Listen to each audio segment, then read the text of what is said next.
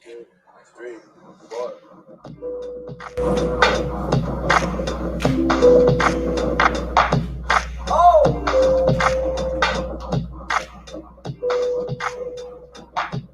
I live in a constant state of fear and misery. Do you miss me anymore? And I don't even notice when it hurts anymore, anymore.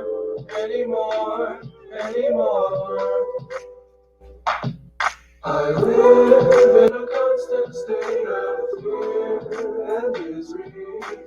Do you miss me anymore?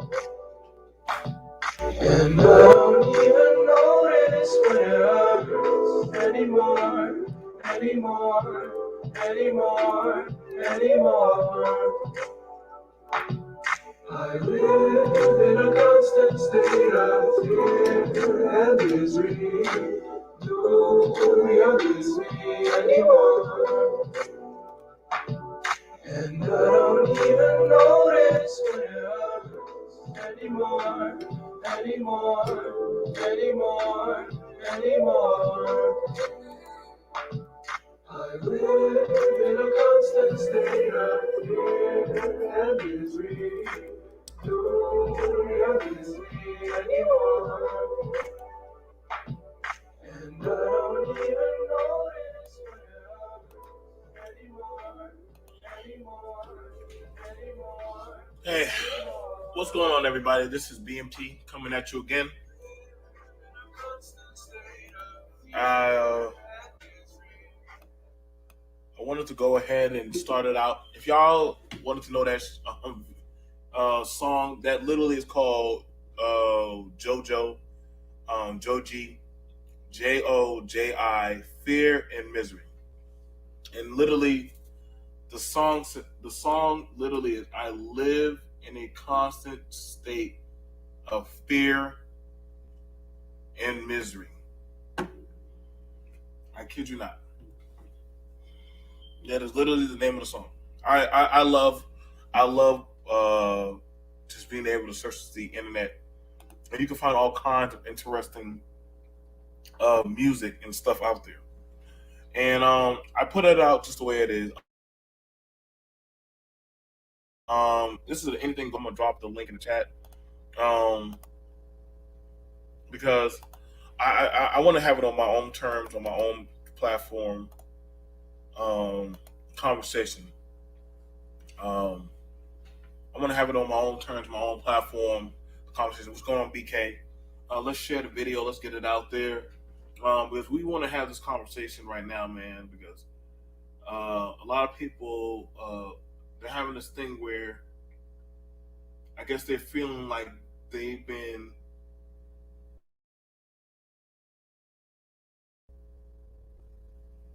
how you get the sound. How you get the sound? Sexy Ray, you got an X-ray question. Think on me.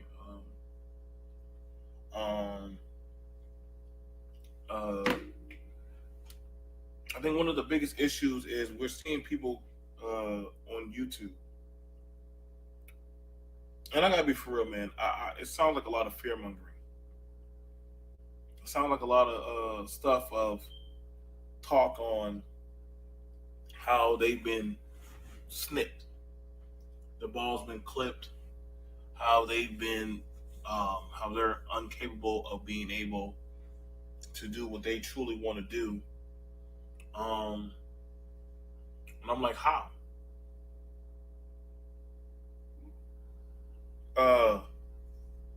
This talking point about, if you're raised, whether you have two parents or one parent, the deciding factor if you're going to become a responsible adult is on you. Let's keep it a buck. All this talk about, whoa, the daddy's not here and all that shit. Like, I've seen plenty of boys when I was in school have their daddy, and they be just as pussyfied versus the boys who literally get up, have to help their mom or their grandma out, and get their siblings to the bus stop, and they be like functional. And listen, and I know a lot of people don't like me saying this, but this space is full of a lot of cucks. This space of YouTube is full of a lot of cucks. Just now, I got an anything goes panel. Anybody, doesn't matter your race or your background, you can come on up. I'm not biased today, but I'm gonna be honest, man. This space is very soft. It's like a cuck. It's like a cuck gathering. People trying to find masculinity and all this goddamn worrying about what other people are doing. And I had this talk. I had this talk where it's like if it ain't one thing, then jump to another thing. If the reason why you're feeling for this reason, then jump to race, then jump to gender, then jump to doggone is because I grew up in this home, or I grew up in this kind of poverty, or I grew up in this background. And I'm like, well, goddamn. I guess y'all just got excuses for everything. Now, I didn't have the perfect upbringing, but I don't make excuses for my shortcomings. I just make it work. And at some point, you as a person, you need to just own up to what it is. What's going on? Huh? Turn up the volume, bro. Peace. Is it really my volume? Can y'all hear me? I don't know if it's my volume or not. You know.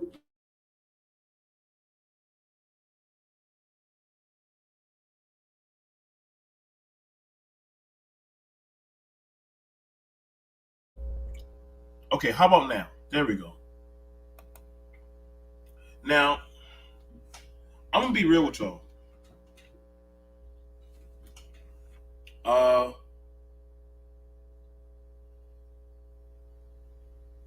Honestly speaking, there's no excuse.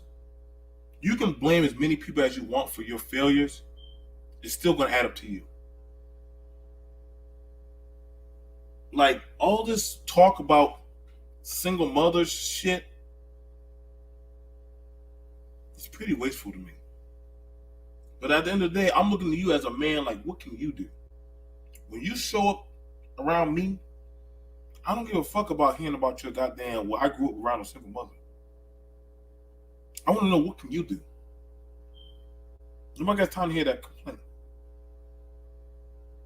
Or because I'm black, that's the reason why I have this issue. Okay, you're gonna tell me about that you're a black person.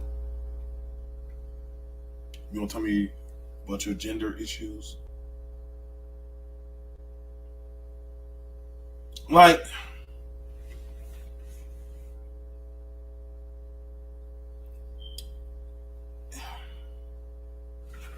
I don't know what to tell you, man, but nobody really gives a shit for your excuses in life. When you punch that clock, is anybody really giving a shit for your excuses?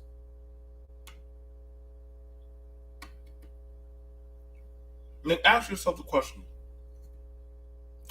what's really stopping you from being a better man than today? From yesterday? Like, I know what I did wrong yesterday, and I know what I can be today.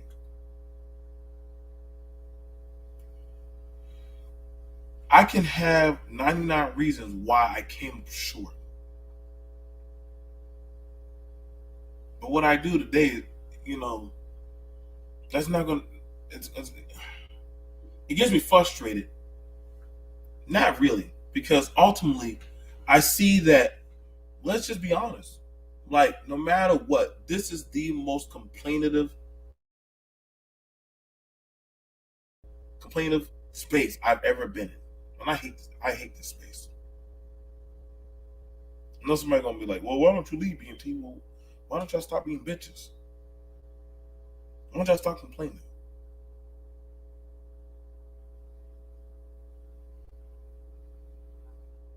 I don't like. I don't have time for weak people.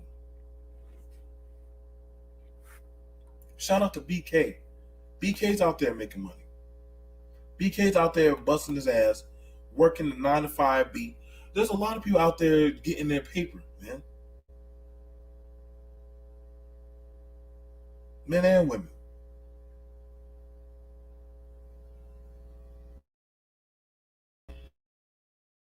Like, at some point, when are you just gonna just ante up as an adult? That's why at this point in the goddamn, it's a bunch of instigators on these spaces, man. They're just trying to get your emotions riled up for a lot of cucks. See, a cuck is somebody who just can only just watch. They can only just watch from the corner while somebody actually gets to partake and do whatever they want with your mate or your life.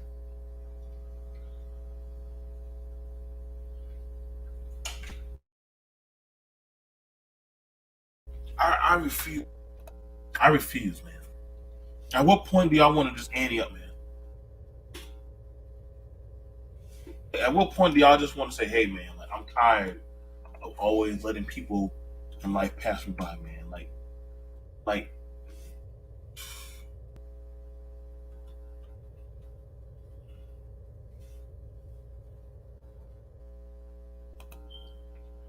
you gotta get tired, man. Let me say, let me show you why I use the word cuck. What's up, man? What's going on, citizen? This is we need to have a logical discussion, man, because I want to understand what's going on, y'all. Why is it that a lot of people, like, at some point, man, I'm getting tired of the excuse and the excuse. 1 minute it's a single mother household, the next minute it's not daddy, the next minute is because I'm black, the next minute is because I didn't get a right to vote, the next minute is, well, it's that woman, then it's saying like, I'm being oppressed. Like, at some point, man, y'all, let me show y'all. I'm gonna show you the people that are talking, the people that are getting. I'm gonna call this cuck tube, and I'm gonna show you why I call this cuck tube. See, there's a name for these type of people overseas. Cuck, a weak, servile man, often used for as a contemptuous term for a man with moderate or progressive political views. A man to wife is sexually unfaithful or a cuckold. Now, you probably see them in porn, but we're going to use this one right here. Cuck. The number one. Let's not use number two. We're going to use the number one. Because, see, in this space of YouTube, we're surrounded by a bunch of cucks. A weak or servile man. These are weak men that are used to allowing things to go by. They're afraid to step out. They're afraid to make changes. They're afraid to take life by the balls. They're afraid to actually be somebody. And all they can do is blame every other thing in society, down to a woman, down to a child, down to that one moment in their life.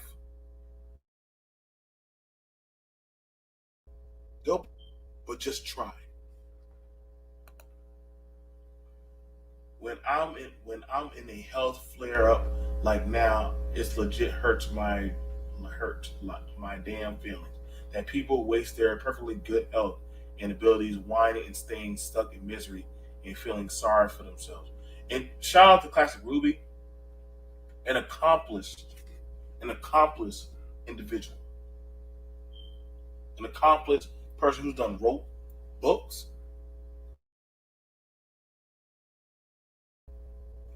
did interviews, helped out in theory. This is why I have no pity.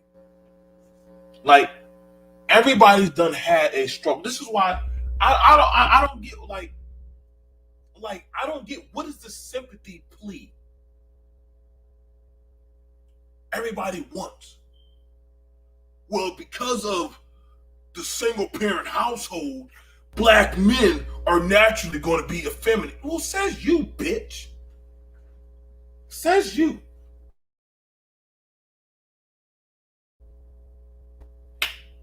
Statistics said that all of y'all should be dead by 21.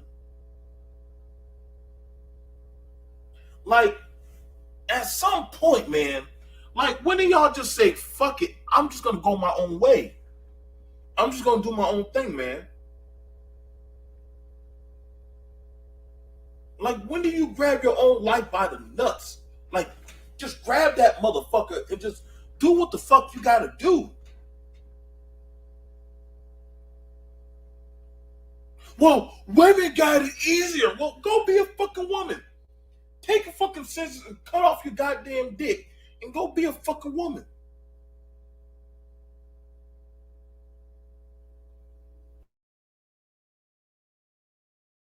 I never mind, man. It's like, goddamn, it's like the goddamn watching on the other side. Like, shit, like, what else do you want?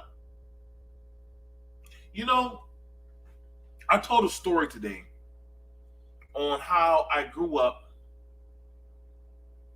I grew up in a community where anybody, y'all ever heard? I grew up in a community where anybody could tear your ass up if you was doing something wrong. If you was out of line, if you was fucking up, they could pull you aside, chastise you, or give you a whooping.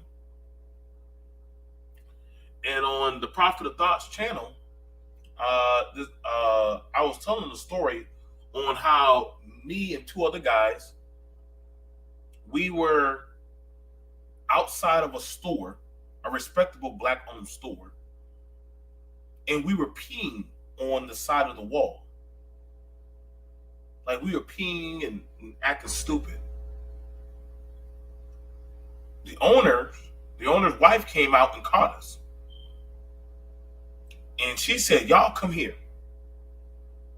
And she took a belt and she whacked our behinds. Now, somehow, I was told by her giving us three boys a whooping that emasculated us.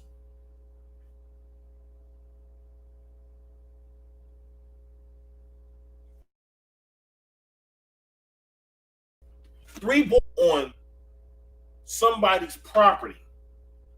And the owner of the store wife caught us and gave us a whooping.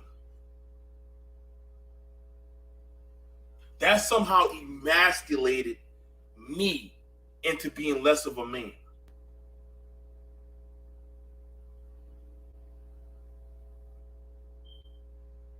I was like, what the fuck? Are you fucking kidding me?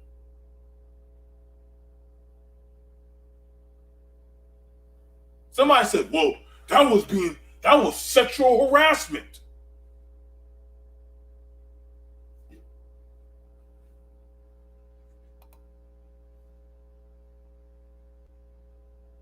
Exactly, Ruby.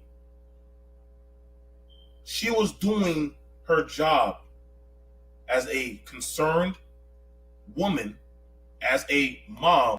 Mind you, she has 7 children that were way older than us.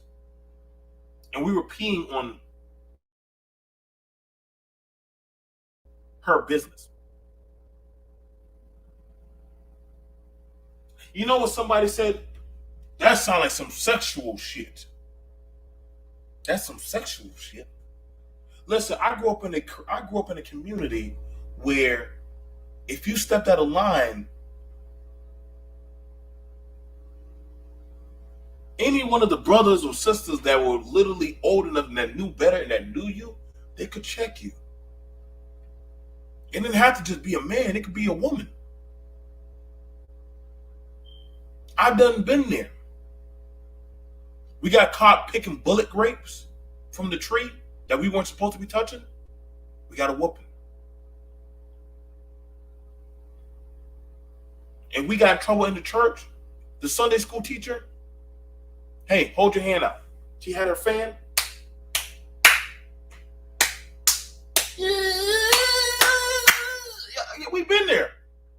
No time did I ever feel that we felt emasculated or less than, or somehow she made us feel less than a fucking boy or a man. No, that was called being on point in the community. But somehow here, what's going on, brother Stingray? Shout out to Stingray. Me too. We got our butts whooped when we did stupid stuff. And shout out to my brother Kev. Like, that was just a thing. They weren't emasculating us. They were looking out for us. But you have it now where I don't get these talking points. It's either, do you want a community or you don't want a community? Do you want a functioning society or you don't want functionality?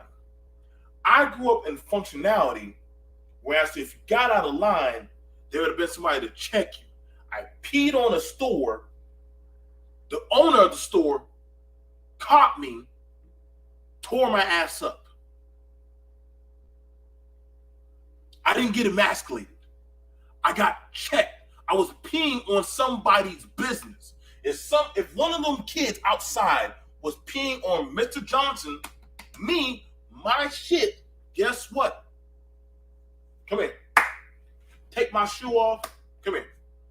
What? Wow. Gone. And I've done it before. Boy ran home to his mama, told his mama. Mama said, what were you doing? I was in Mr. Johnson's construction yard playing around on this equipment. What did he do? He popped me and sent me home. Thank you, JJ. I got him. You see, I'm starting to understand these instigators on YouTube. They don't function in reality like the rest of us do. They're not actually connected like the rest of us in society. These cucks don't have the cojones to actually do what's necessary in life. They don't. What's she supposed to do? Call the cops on you? Let you get away with learning? Thank you, Ruby. You see, I asked that question. Well, she would have been better if she would have called the cops on us. Or would have been more easier. Because mind you, peeing outside on public property, that's indecent. That's indecent exposure. You can't be peeing around on shit. You can get in trouble for that. Versus, you can just get popped 2 times on the behind and be sent your way. Like, I don't get why we be talking about this accountability marker, but then we throw it aside. And this is why I be saying, like, I don't like playing these YouTube games. I'm a real man that's around realistic people. I don't have no ill will to Mrs. Right. I love you, baby, Miss Right. I saw her on her 80th birthday. And guess what? I kissed her on her forehead and I said, thank you. All 2 of us boys, I think the other boy, he doesn't live anywhere close by, but 2 of us came back to her and said, thank you for always tearing our behinds up whenever we got out of line.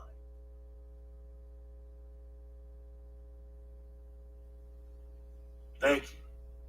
Whenever we needed money for band booster club, for school, for football, she gave us money. She tore us up. She said, I'm raising y'all to be good men in society. But when y'all get out of line, and I remember one time I said a curse word.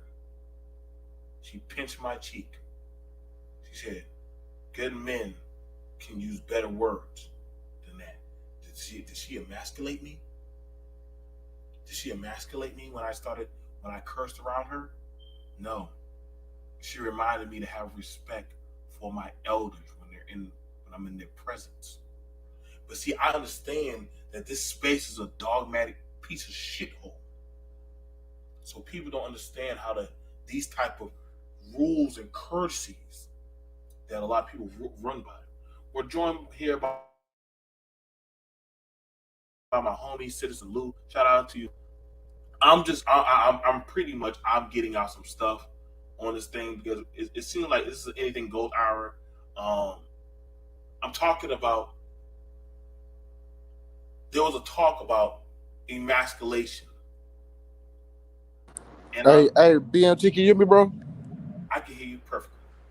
Hold on. You know what? Hey, I'm on my phone. Let me switch to my computer. I'm gonna be right back. All right. Okay. Ruby said most people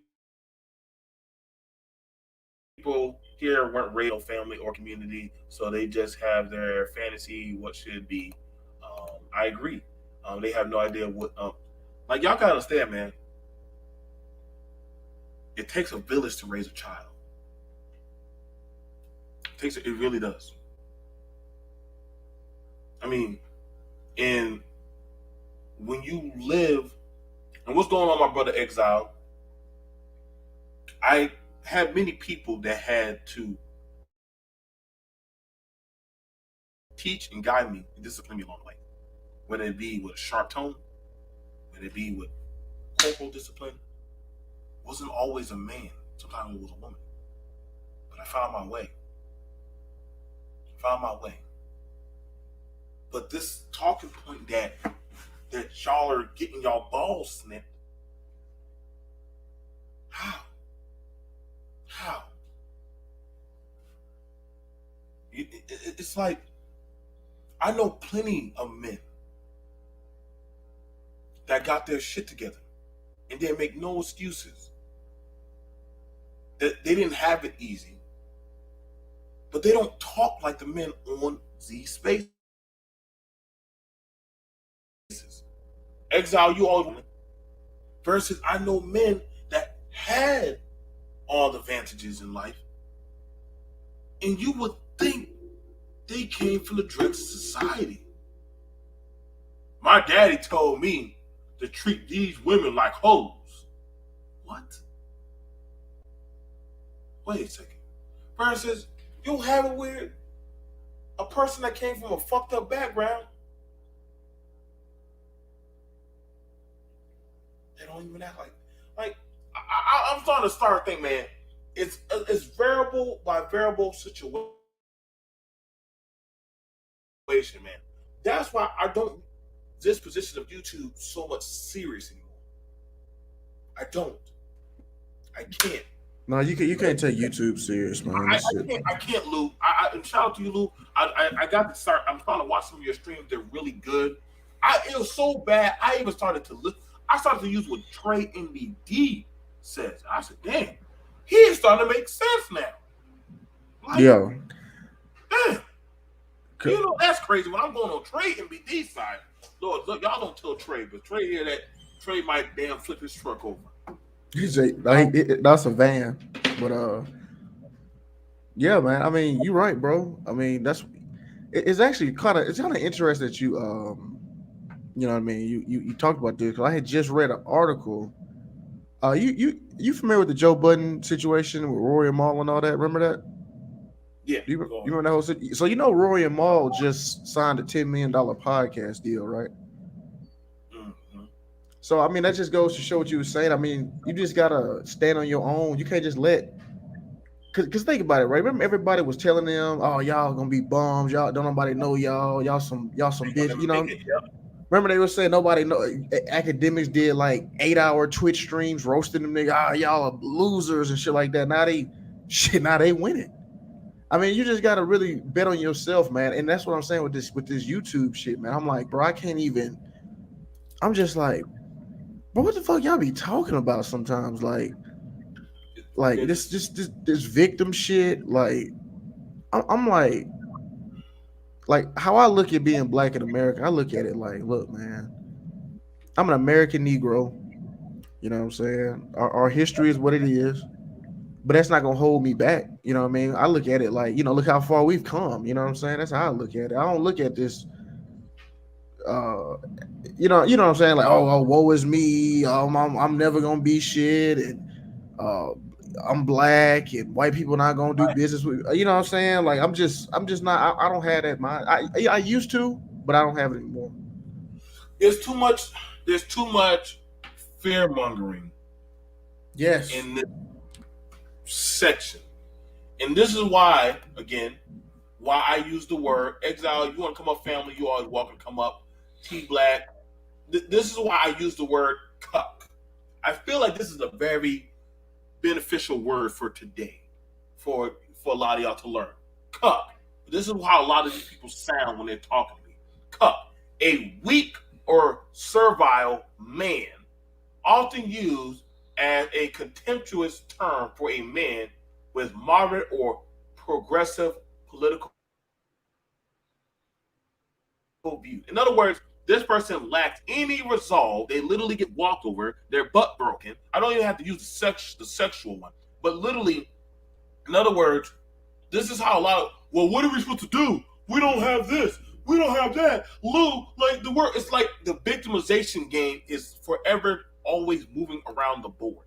And at some point, like, I get it, dude. The sky's falling. Who gives a fuck? Like, what are you gonna do about it? Make it work. Like, I'm pretty sure all three of us here, me, you, brother, speak understood. Yo, bro, we got the cards against us. Fuck it. What the hell we got to lose? Get a Yeah. job or Yeah. whatever. When I hit rock bottom, man, I was like, shit. I mean, they know. You know what I'm saying? I had to just look at. Sometimes you got to look yourself in the mirror, man, and be like, hey, man, I'm in my situation because of me, dog. I didn't. I could blame all these other motherfuckers. I could blame my shitty business partner. I could blame my ex girlfriend. I could blame the economy. I could blame Trump. I could blame the military. You could literally, there's millions of shit you can blame all day, but it ain't gonna change the situation. Like, the thing about it is this, and I want y'all to understand this, man. This these games, these you gotta call it instigators. And an instigator is somebody who always likes to spark up something, like get a fight going, gets like try to push you to do something. But the instigator won't ever join into the fight. They just want to watch. They'll get Lou and I riled up and Brother Speak riled up, but they actually won't get into the fight. And I Yeah. always I always ask these instigators that are telling y'all this shit. Well, what the fuck are you doing? Well, we gotta do something about these women. Well, I'm good where I'm at. BMT, you don't care what's going on. I'm doing my part in my life. What I need to be doing. The fuck you mean? Like, instigators, shut the fuck up. That's why I really believe a lot of y'all are instigators. And I don't give a fuck who you are. I don't give a fuck how you feel. I was there when y'all said fuck these kids. I was there. I was there when y'all said fuck the family. Fuck getting married. I was there when y'all said all those crazy ass shit. Y'all can pretend like y'all said y'all never said that shit. Y'all out of your fucking mind. Because literally, I already was there back in the time when MGTOW was like, what is the point of getting married? Because a man stands to loses everything. But then you didn't realize the other dominant part of society, they were still trying to make society work for them. And as Lou said, yo, like at some point you guys, what are you doing for yourself? Like, you're looking at what could happen, but not what is going to happen if you actually try. Like this doom and gloom shit it be blowing my fucking mind, man. Like I can't live like that, man. That's kid. I might as well go sit back in a bunker over there in Iraq or Afghanistan or some shit and just fucking take my chances with a fucking grenade in my hand. I don't have time to be always just in fear. But we're joined here by Brother Street. What's up, man? Hey, what's up? I see you up late. Yeah. so some goofy dudes are saying some goofy stuff again, right? Always, man. Always, man. Always. It's always something like it's like okay. So like one thing came up about a black men being ostracized, a black men being ostracized, right? And we were talking about the work, about getting a job, you know.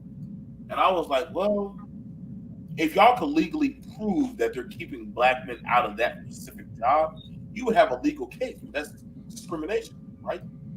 Mm-hmm. But they started bringing up to me about single parent household, and I'm like, what employer is asking if you're coming from a single parent household?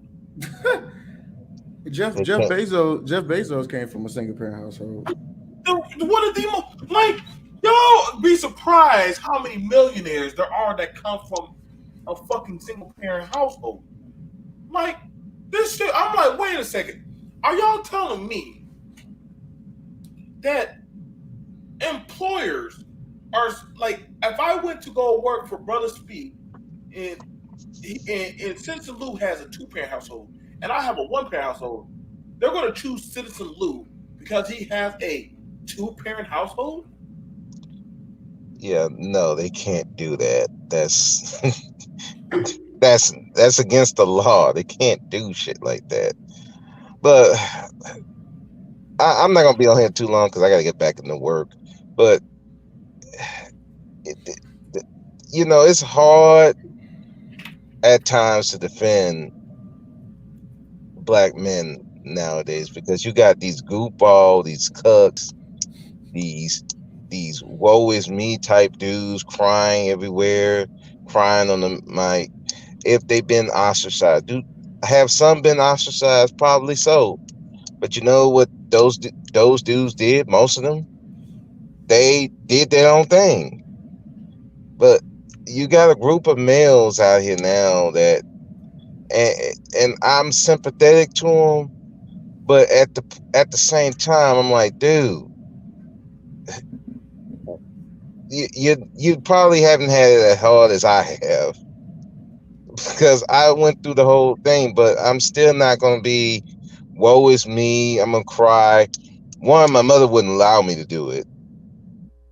Two, uh, other people in my life wouldn't let me do it. Eh, So so I'm not gonna let myself do that. I'm not gonna. I got to look in that mirror and see what I'm doing wrong and fix it, and that's what I'm doing now. Yeah, I've been goofing around for the longest time, but guess what? I starting to clean it up and make it right. A lot of these dudes don't want to do that. They want to blame women. They want to blame the white man. They want to blame everything else but looking in that mirror. So I mean, if you're not going to look in that mirror, if you're not going to say, "Hey, what am I doing wrong? Who and how could I fix it? And what people I can find to help me fix what I need to do?"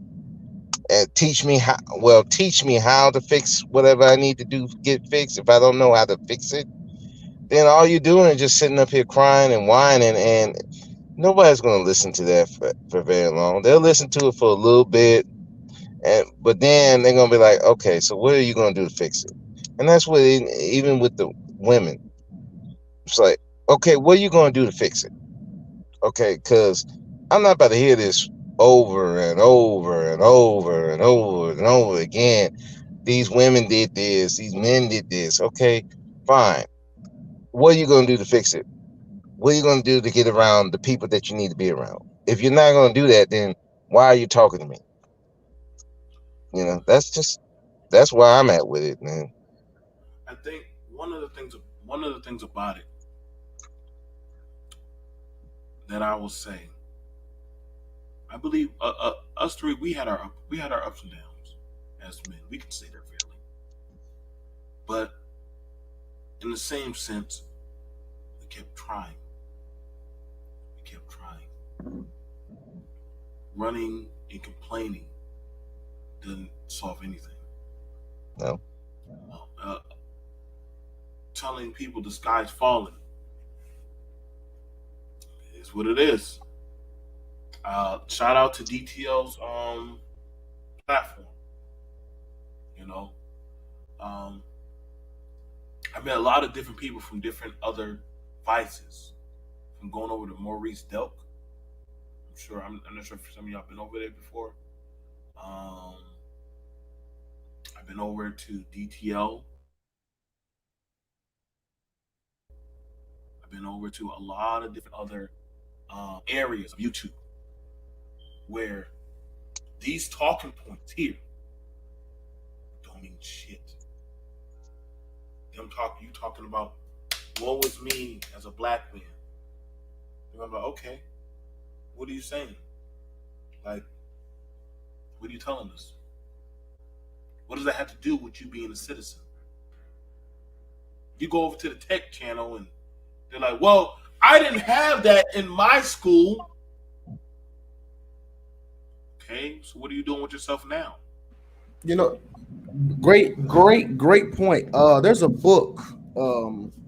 It was called How to Hack. I think it was like Hack Twitter or whatever. It's pretty much like how Twitter became, what it is today. And one of the guys who helped founded it, he wasn't from San Francisco. He was from like, you know, nowhere land, Idaho or something like that. You know what I mean? There was no tech scene. There was no. Yeah, he's from like Omaha or something, and he just moved to San Francisco, and he linked up with Jack Dorsey, and then they created Twitter. So he was never like, just like you said, he didn't use it as an excuse to be like, oh, I'm not in the tech scene. I'm not, I'm from I don't know, Idaho, Nebraska, one of them farmlands he was from. So it's just the same thing you said, man. You can't use you gotta just you can't. I'm from Mississippi and I'm in tech, and there was no startups around me. There was no what I'm saying. Like, as a matter of fact, what's funny, I feel like I've progressed a lot further than like people from California. You know what I mean? Like, because they don't understand, how good they have it. I feel like sometimes I feel like I'm an immigrant. You know what I mean? Like being in California from Mississippi because it's just totally new. And I was just using that example for But jumping on what you said. I want to ask you that, Luke. I'm going to ask you that, Luke, because look, my dad's out there in Mississippi. Now, I want you to understand, in Mississippi, they have something called the Brown Belt. You've heard of that, the Brown Belt. The Bible Belt. I'm sorry. No, When you say the no, Brown no, Belt. no. There's the Brown Belt. Now, the Brown Belt. Um, Now, Kev, you heard of the Brown Belt?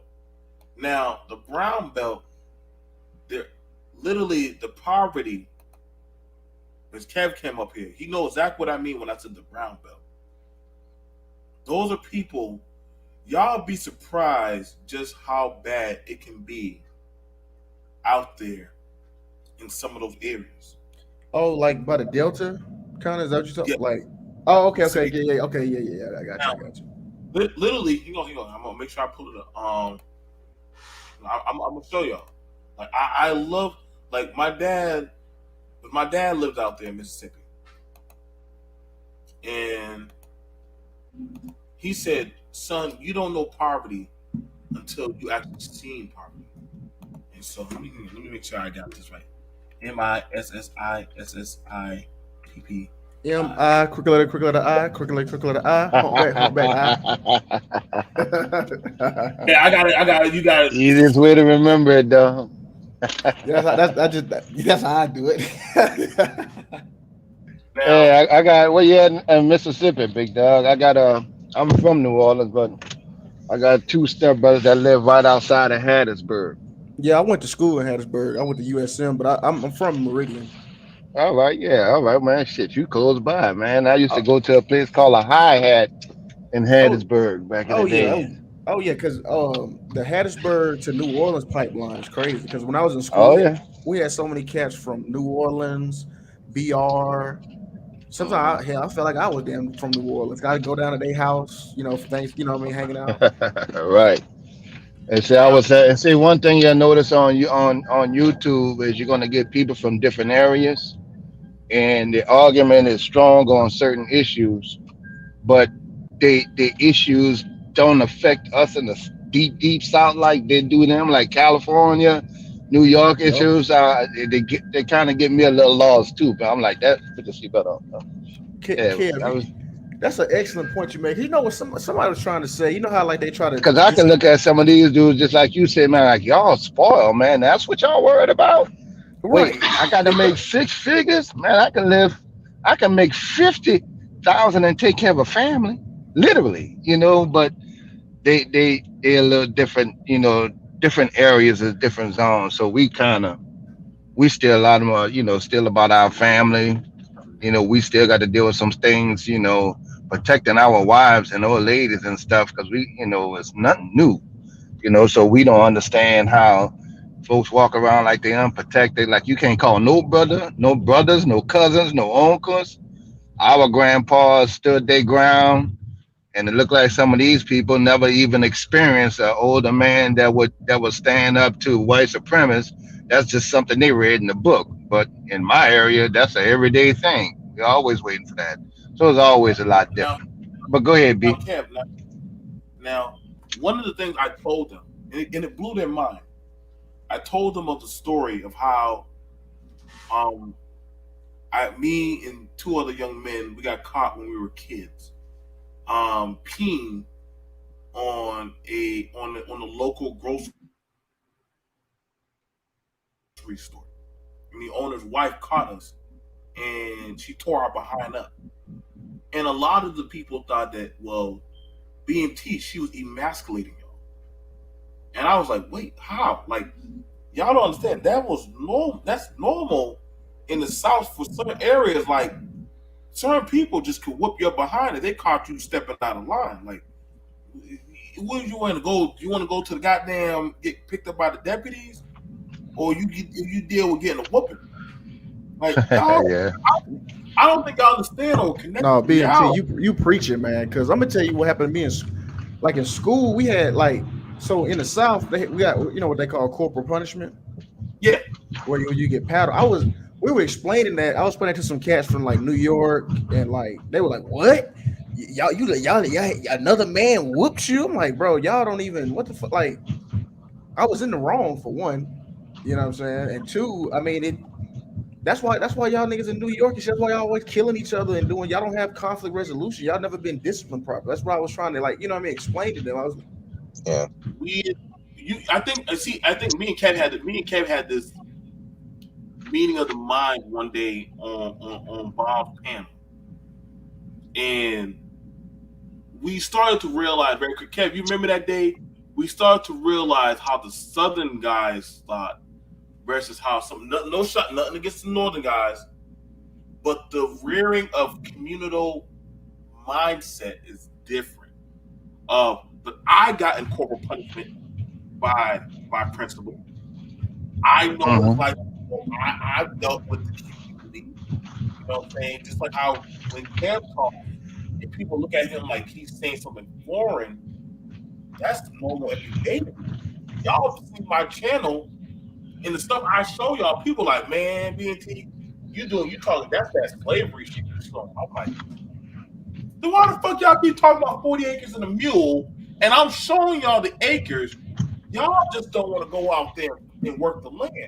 So mix me with the talk when them other men and women of other nationalities come out there and they work the land.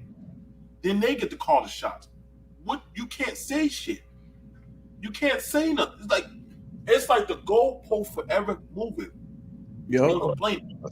You They know what I'm saying? they they ain't no goalpost BMT. That goalpost been gone. Shit. Yeah, you're It's right. That been towed down, dragged off the field. It's thrown away. It's in the lake now. There ain't no goalpost. like It's anything goes at the like you said. It's anything goes at this point. All these dudes whining about. I'm like, man, I got whoopings when I was a child. Not very many. I think I only got two. One by my mom, one by my dad. But in both instances, I was in the wrong. So, I deserved them. Most other times, I got yelled at or stern yelling about stuff. And, that usually kept me from doing crazy stuff.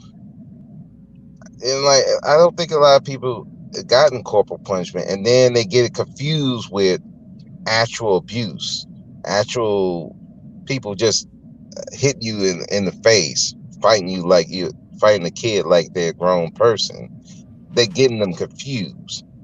So they go the opposite way, and they don't want to discipline these kids at all. And then you wonder why these kids are going crazy, just doing all kinds of crazy stuff. Well, you're not giving them no discipline. You want to run away from that discipline that happened to you because you felt it was abuse because somebody told you that was abuse, mainly white people.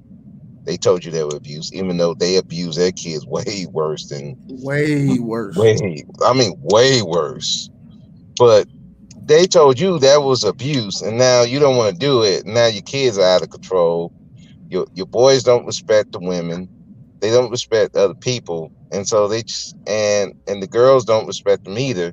So this is what you got now. So I mean, you're getting what you asked for. Now you want to cry about it, but But anyway, let me get back to work, y'all. Y'all have a good I one. want to say this. All right, bro. I Speak. want to say this. Now, the thing about it is this, and this is something that always blew my mind. We praise other cultures and we praise other ethnicities as if they got their shit together better than we do. When it's like I don't know what's going on in Citizen Lou's home. He don't know what's going on in my home. But I can think for whatever reason that the grass is greener on his side. And he could think that the grass is greener on my side. I've heard white people think that, hey, black people, y'all got it easy. Y'all can say and do all kinds of stuff. I heard one guy said this to me, and he said, that's crazy. If I were to say the N word at work or make any type of racial statement, I get fired.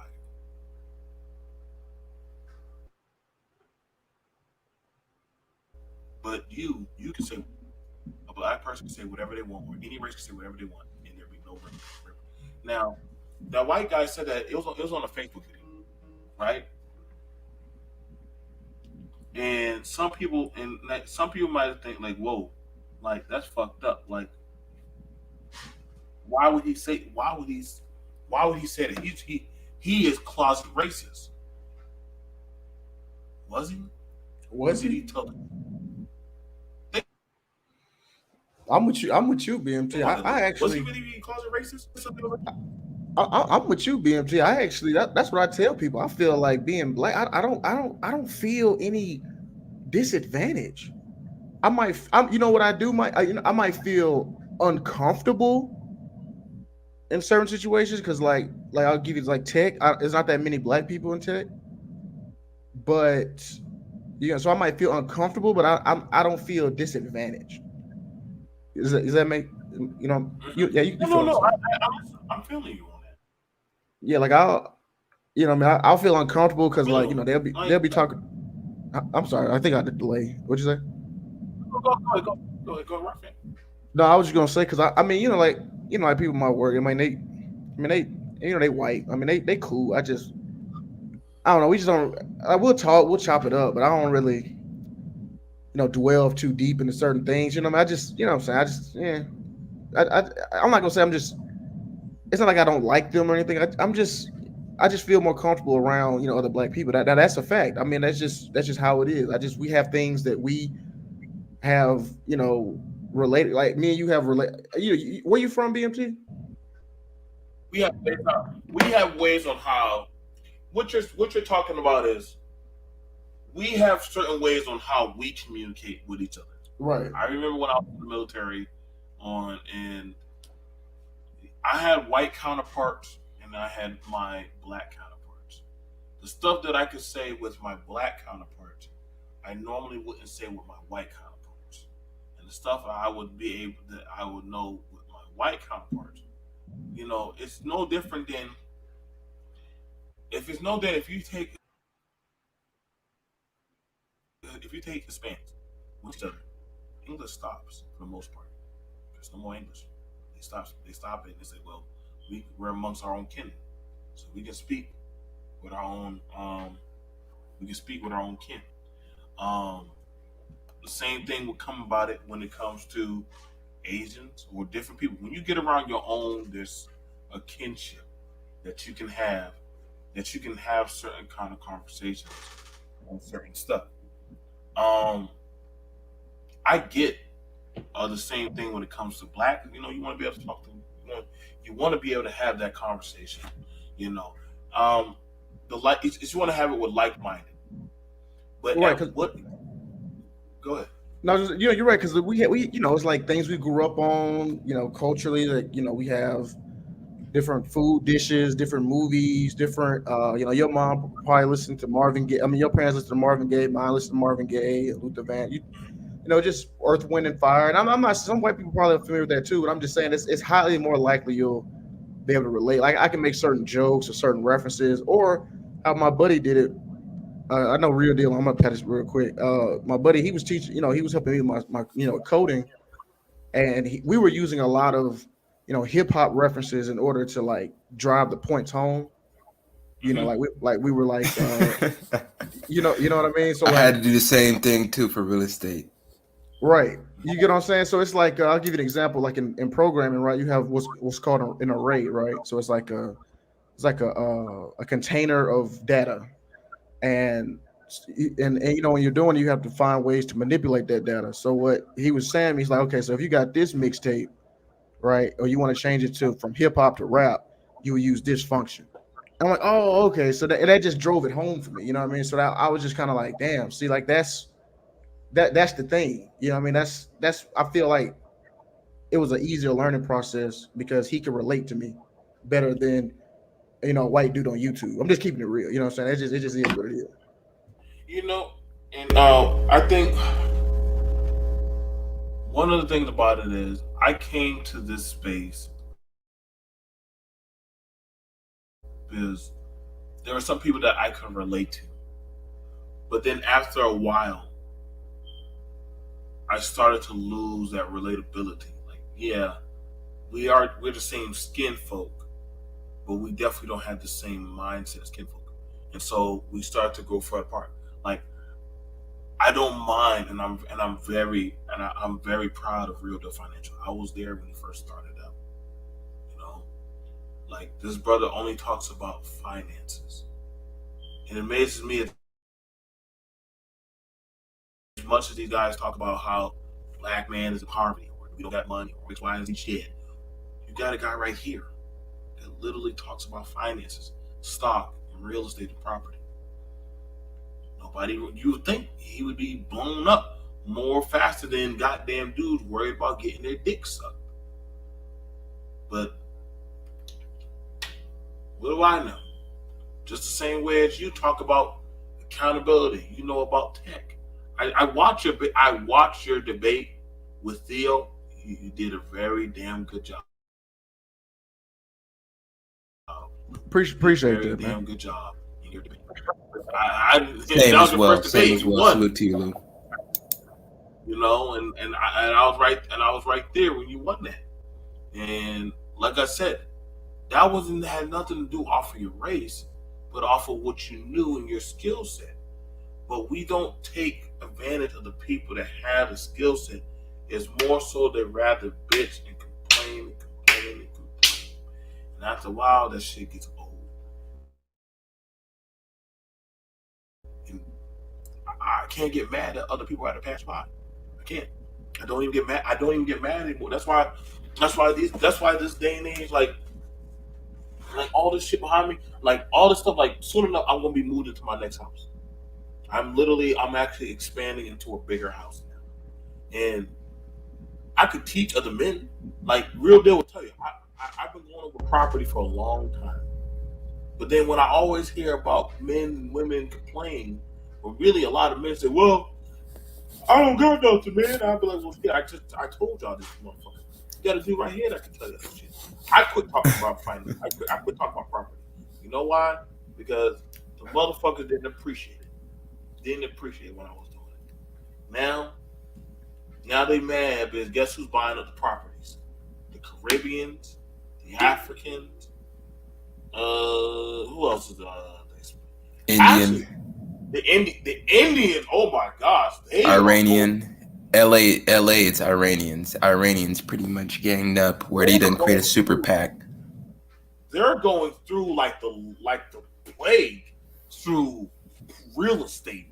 Good luck beating them goddamn Iranians in property. I assign them Jesus. the deals. BMT, I assign them the deals. I don't even try to compete with them. I actually help assist them. Like good luck beating them, dude. Like You don't beat shout out them. to You both of assess you. them the deals. Like I said, like at some point, y'all, at some point that I was raised by a woman card, that I'm black card, to me that's just taking the bitch way out of why you're feeling life. I'm just gonna say it like I said, like you just saying, "Oh, I was raised by a single mother. And my mom emasculated me." That's bullshit. But I know a lot of dudes that are raised in a single parent household, and like I told y'all, I dare you to go up to any gangbanger or any dude out there in these streets that was raised in a single parent household and say that you're the bitch. I can promise you, them hands are gonna be flying real quickly. They're gonna fly real quickly. You're just not gonna do that. You know, you're just not. Um, but I'm gonna pass it over to Real Deal Financial. What's going on, bro? What's up? What's up, fam? Nothing much, nothing much. Like I said, man, I'm just talking about strategy at this point. I don't even care if people watch it or not, because it's other cultures that wound up watching the replay that email me and say, "Can you help me find some deals? I need the ARVs and I need the comps to be at 400,000. If you can give me anything under 250 when it comes to a dilapidated F grade vacant properties, zombie properties, get them under contract and we can do something." Because I try to teach these people, man. It's sad because hedge funds has raised $30 billion and they're ready to get Alpharetta, Marietta. They're ready to get Columbia, South Carolina, and also aspects of Northern Florida, Jacksonville, Tampa, Seminole. And people ain't ready. People are just bullshitting. So at the point, BMT, buy up all the properties in your area. Get all the hard money loans that you need, you know, I think one of the things because about these is idiots. see no, no, but see, here's the thing about it is these like I don't tell people what to talk about in their talking points. Um, but I also noticed that if you ain't out here trying to do something with your life, you know what I'm saying, there's really not much I can say. I look at it as that's why I said this is cuck tube at this point to me. Like there's gonna be always something to bitch about and complain about. Oh man, like these black women don't listen to me. Then go get yourself a white woman. Go get yourself a goddamn African. Go get yourself any type of woman. Like who cares? Well, they're gonna complain. Like, why do you care? Why do you really give a fuck?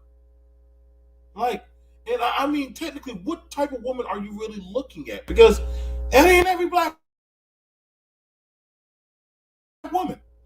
I see. You gotta start asking the question: what type of woman are you fucking with? The same thing I tell the women that be coming around. Well, the men don't protect.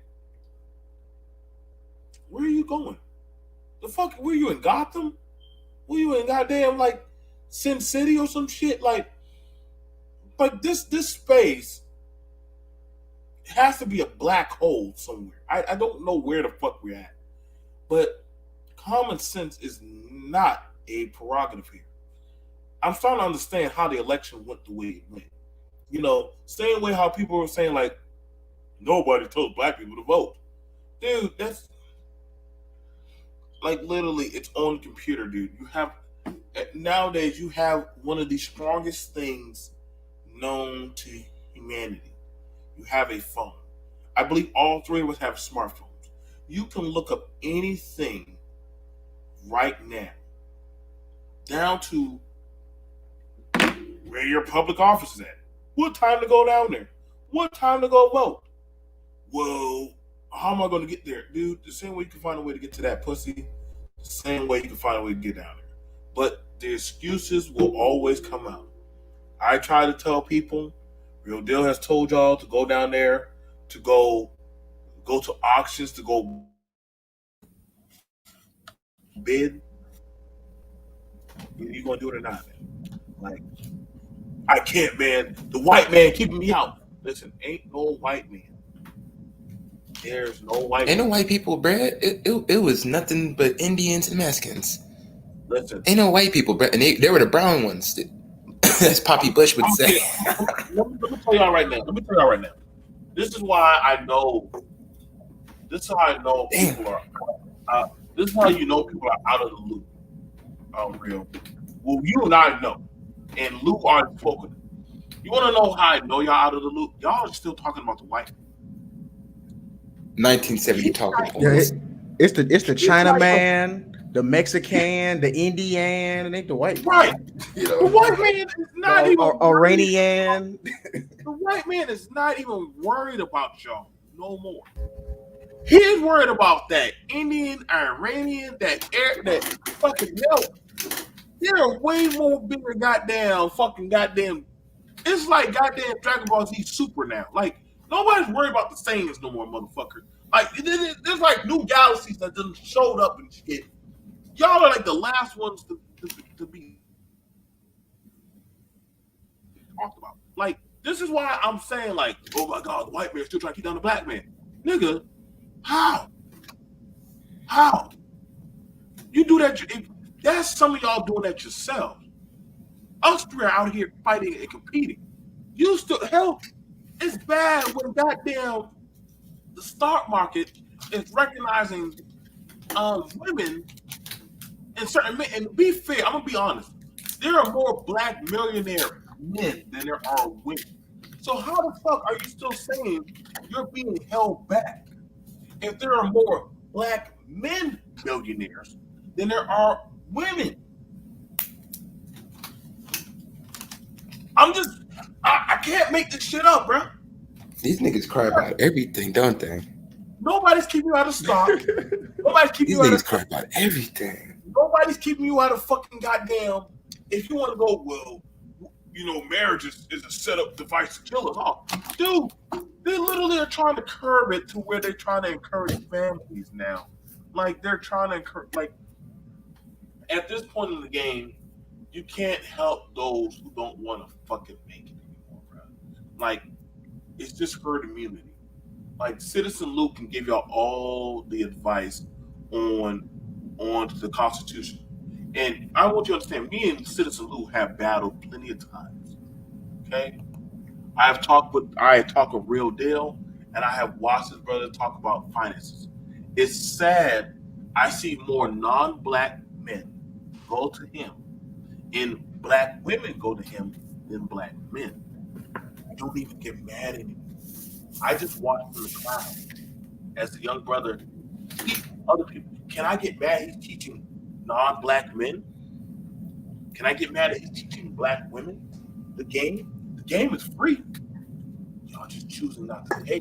But see, y'all. Well, that's why I started charging. So it ain't necessarily free no more. Hey, real deal. Talk that talk, bro. That's what I did, man. I charge 100. It's 150 for an hour and a half, 100 for an hour, because it got to the point, bro. Like I'm taking time out my day, and then not only are you ask me for this information, and then you do the exact opposite of what I told you. You come back. I'm like, bro, I can't. You know what I'm saying? I just can't waste my time like that. See now. I have love for y'all because y'all understand now. That's why I told real. I said, yo, make them pay. And I got an email list now too. You know, Oh I yeah, just same as well, man. Email list, Yep. follow up. I listen. My clientele pay me good. My clientele pay me good. That's why the shit that y'all be telling. That's why the shit that people be saying to me on YouTube. I don't be hearing the shit no more, bro. Money talks in my life. Money talks and walks in my life, bro. You know what I'm saying? That's why I say, like, y'all keep saying, oh, well, the family model. Listen, dude, I be watching these other groups of men walk in and make this money and develop their own communities, their own families, and all this shit. Well, the black man, we can't do that. Says who? Says who? That's you. Just say you can't do that, man. Like, just say, yeah. just say you a cuck. But don't say that. Don't say that we can't do that. Just say you can. Listen, like, understand, like, it ain't. This shit ain't free anymore, man. This shit ain't gonna be free. Like, you have your constitutional right. You work and bust your ass. You work to the best of your abilities. I've taken a hit in my life. Real deal has taken a hit. Lou has taken a hit. But that's one of the progresses of being a man. You're going to take punches. That's why one of my favorite movies to watch, or favorite movie series, is Rocky. Rocky always has issues and life problems he deals with, but he keeps going back in the ring. He keeps on fighting. Yeah, you remember that movie, Never Back Down? Dude got his ass whooped, and they put the shit on World Star. I mean, most people would have never came back from that. You know what I mean? Right, And he went back and whooped that dude ass at the end. right. I mean, that's just it's you just man. It's just like failure is not something to be. You're not supposed to run from failure. You're supposed to run to it. Like when I was learning Spanish, right? I mean, I made some crazy mistakes. I mean, motherfuckers were laughing at me. You know what I'm saying? Motherfuckers hating on me. Oh, your Spanish ain't shit. Like when I was first learning, I could have easily quit. You know what I mean? But I didn't. And then now I'm virtually fluent. So you have to adversity, man. It's just that's what men do, like you said, bro. Men go through adversity, and you come like we're forged in fire. We're not born. We're not born ready. We're made ready. Now, one of the things about it, Lou, and this is something I want to kick at you. It took you time to get to where you are, right? Yes. It took you time. Now, did you become a man at the age of 18, or did you still have more progress to grow? You know what, man? I think that the moment I joined, okay, so I'm gonna tell you this real quick little story. So I mean, it ain't gonna be long. So I was in college and I was just fucking off, smoking weed, running, going to parties, not really taking shit serious. And my mom and dad were working like two jobs and stuff, like trying to support me. And then it was like really, it was putting like a real strain on them. And they were like, what I'm saying. So I had to take like a man's decision. It's like, all right, man, like I can't just be constantly, what I'm saying, being taken care of and shit. So I left I left college, went to the military. So I feel like that was like my rite of passage moment, that where I feel like I made a man's decision. And then I went to the military and I got out. And then 25 is like when it started, So that's like I feel I like promise 25 is you. like when I really became a man. Huh? What's up, bro? No, no, no, no. No. I feel you on that. I went to. I fucked up a lot. I feel you with that. You know, I never thought Real Deal got in trouble until he told me that. Nah, I got in trouble with the laws. Real Deal? The fuck? You did? Yeah, man, I got in trouble, man. It was the Super Bowl weekend, man. It was me and my homie Tyrese. It was us watching pretty much Peyton Manning getting blown out by Russell Wilson. So Oh, yeah, I man, was that I was was a in I couple was years in ago. boot camp. I was in boot camp when that happened. I remember that. I remember that exact date. Shit, shit. We was watching the game. We was watching the game, locked up and shit. So yeah, man, it's a real thing, man. I changed my life around. And the funny part about it is now I feel like I'm way I'm not smarter saying that to than. blow out. Pardon me. I thought I was way No, smarter I'm than not. anything. Hey, BNT, I think you got like a delay, bro. I think I it's think like there's a a delay. yeah. I I think think BNT so got. too. I don't know why. I don't know why I'm getting. I don't know why I'm getting the delay. Yeah, you become a man at 21. You become responsible at 25. Oh yeah, I agree. yeah. He's I up. agree. Yep, I I agree. sure did. And then I hit that. And then I hit that. I got like a. I had to file bankruptcy. You know what I'm saying? And you know what's funny? That was another man decision I had to make because I remember there were people telling me, "Man, why you gonna do that?" And I'm like, "Man, look, bro. You're utilizing the chapter laws, dummy. Like 50 Cent say. You know what I'm Like, saying? I'm like, bro, that was a real deal, bro. That was like no bullshit. That was probably like one of the best decisions I ever made. I was like, you know what I'm saying? Because I had this business in Vegas and that shit flopped, and I had like a bunch of debt and all that. So and it that reorganized it. yup. And all I had to do was just focus on and them phone calls stopped and all them letters and shit and all that, and I just got my life back on track. But you see, the thing about it is this: you owned up to the situation that was happening. You didn't blame it on, well, because of this or because of that, or like you just it was for what it was. You know what I'm saying? Like, listen, I made fuck up mistakes. I had my shortcomings. I went to job corps. I had to go into the military. And guess what? I made some mistakes too, but I got on. I found my way. Hell, even as a family man, I still fuck up. You But know. I still have to find my way, on the right track. And I can tell you right now, it hasn't been easy. And when I was in the military, I went to But I NJP. do know I have Oh my guidance. bad. Huh? My, No, my go ahead. What bad. you was in the military? What happened? I had went to NJP. That's like when you get in trouble. It was such. I did get railroaded. Like no, like this is no like what I'm saying, complaining shit. They were making an example out of me. But you know what, man? I could have sat there and been like, oh man, But you know what though? I still at the end of the day, I put myself in that situation. You know what I mean? I was drinking, so if I wasn't, I wouldn't. So I'm just like, I had to own up to it. You know what I mean? Because if I didn't, I'd just been, bitter and mad, and would have never. And I don't even drink now. I don't even drink alcohol now. I really don't. So it was a learning lesson. I learned a lot from it. Mm. So you learn. So the main thing was you learn from it. That's the Yep. main thing. Okay. As long as you can say, "Hey, I learned from it. I grew from it." I I can't ask for no more. Um, Yep. that's the main lesson I can say. Um, and I've seen it sound like you become a lot stronger. I can tell y'all right now, I made a lot of mistakes.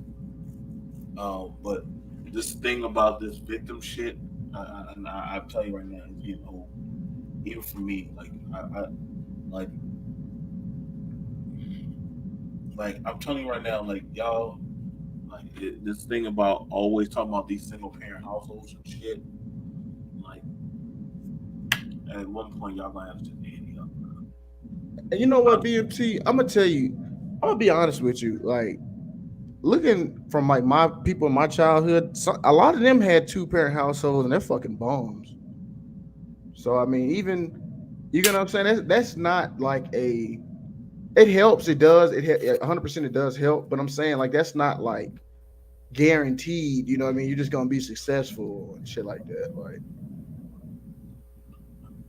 I'm just saying, bro. Like I know a lot of like it's like a fucking variables, man. It's like if I just pick up this bag of fucking bullets,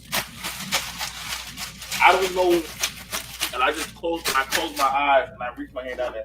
I don't know what fucking goddamn shell I'm gonna pull out, bro. I don't. right.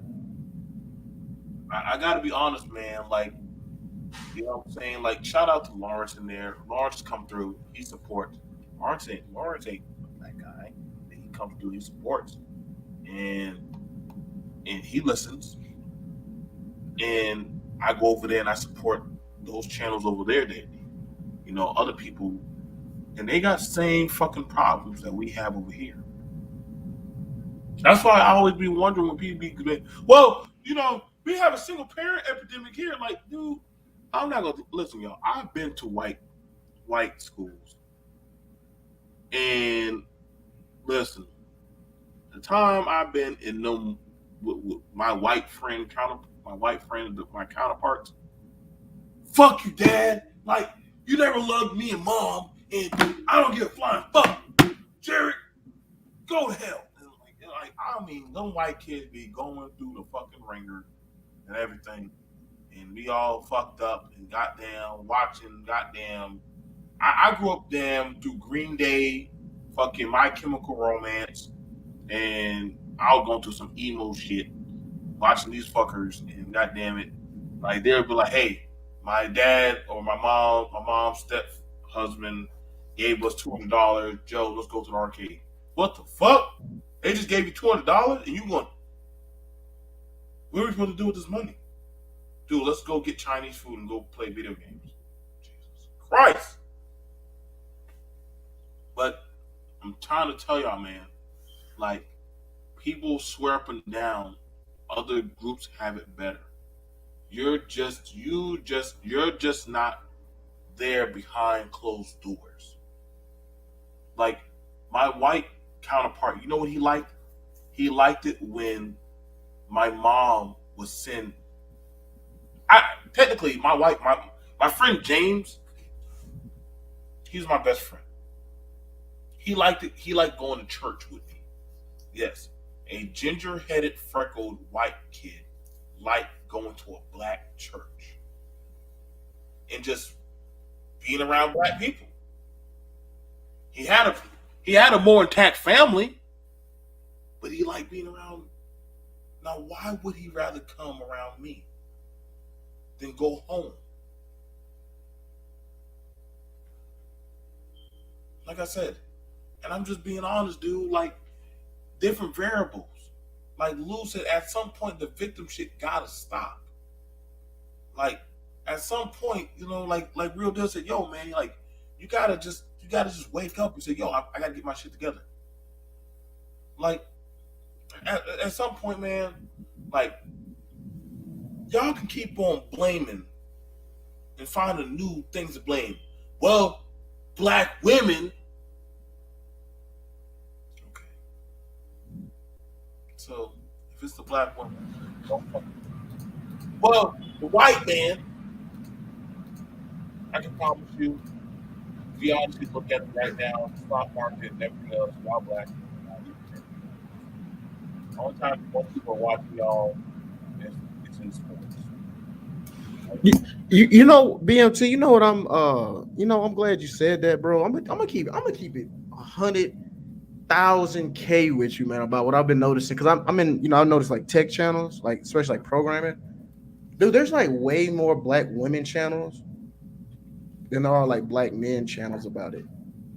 And there's one black dude, but he kind of like I ain't trying to be funny, but he seemed a little he's not, but he does seem a little ABCDQ, you know what I mean, a little bit. But he's not. He has a girlfriend and everything. But that's just speaks to what you're saying. It's like, is it really black women? Are black women really stopping you from doing something, bro? Or are you just not doing it? It's one of those things. It's one of those things, bro, that at some point, like ain't no woman stopping Real Deal from making his decisions. Ain't nobody stopping Lou from doggone in the tech world. Like nobody's stopping me. I go out there with my fucking bullets, and my shotgun, and I doggone and I go out there and I deliver justice like Judge Dredd. And ain't nobody stop me. No goddamn prostitute, no stripper, no goddamn meth addict, riddling up junkie stops me. Like at some point, y'all gonna have to just get this shit together. Like I can't with y'all, man. Like we done seen how it was for COVID, how some of y'all were acting during COVID. Y'all were like deers with fucking headline. You know what other groups were doing? Consolidating their fucking goddamn resources. Yep. Going to the crib, Right. stacking up. That's what I ended up doing. That, man. I ended up going back to my parents' house because like my lease was up in California, And I was like, man, I'm not about to, I mean, if I'm working from home, I'm not about to be paying, you know what I'm saying, this rent. So I just went back to the crib. I was there for like 5 months, stacked up, got my whole situation right now. I'm in Colombia right now, but I'm heading back there in January because they want everybody to come. You know, You know, everyone's kind of come back to the office. now here's the thing about it. Lou, we got to talk one. We're gonna have to have a sit down talk. Hmm. A lot of Look, people, my email's in the back chat. make sure you get Send you some deals. so. A lot of people like talking about other countries. Now, Hmm. I'm gonna be for real. Now, this is just my. If y'all can't fucking hack it in America, and y'all bitch this much in America, y'all don't need to be going out there like Lou and I have. And I believe Real Deal's been out there to Mexico. DR, Mexico all the time. You're in Y'all California. don't really be needing to leave the U.S. If y'all bitching this much about the U.S. woman, y'all don't need to be going out there to other countries. I know y'all think y'all going over there and dominate other women, but I'm gonna be for real. Everybody's California game about y'all. No, he's not lying. You're not lying at all, BNT. I'm gonna be for real, man. I have friends. I Skype. Yes, I know y'all gonna think that's hard to believe. Let me show you real quick. Let me show you right now. BMT. I Skype my friend in the Middle East. They tell me all the funniest stories of what Americans try to do. They are very aware because of the internet on what Americans try to do. So when y'all think that y'all going to wow them with your hair and your penis and other shit, then that'd get your ass in jail locked up so quickly.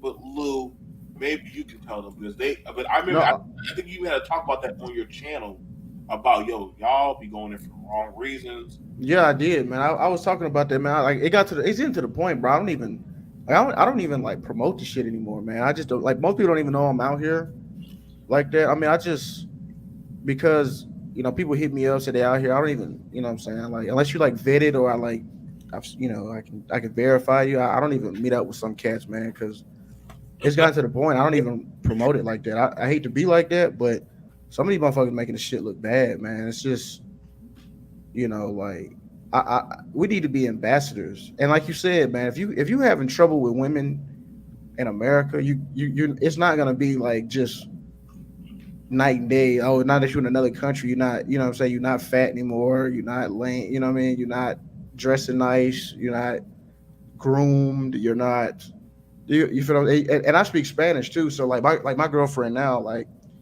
we met and we kicking it pretty heavy. And I would have not been able to have this relationship with her and everything if I didn't speak Spanish. So that's another thing too. You gotta kind of, it's like people just want an easy way out. You know what I mean? And I don't want to promote that as if it is because it's not. Like when I was in Mexico, I'm gonna be real. It wasn't. It was some dude on YouTube, man. Y'all, I don't want to say his name, but he was promoting Mexico like pretty much black men. As soon as you touch down in Mexico, they gonna be at your feet. Hell no. It was Way wasn't like that at all. I was like, fuck. I mean, I had to still be me, you know what I mean, still do my thing, but it wasn't as easy as they made it seem. It was like just like the States, you know what I mean? It was just like, I mean, you can go trick, obviously, but I don't promote that either because I mean, I've seen some cats come down here tricking and just lose their mind, lose their money, lose their bank account, you know what I'm saying? Do all type of stuff. I keep trying to tell them, listen, y'all. I listen. I done been around this planet 8 times, 8 goddamn times. I'm trying to tell y'all. Listen, the prostitutional game is older than you.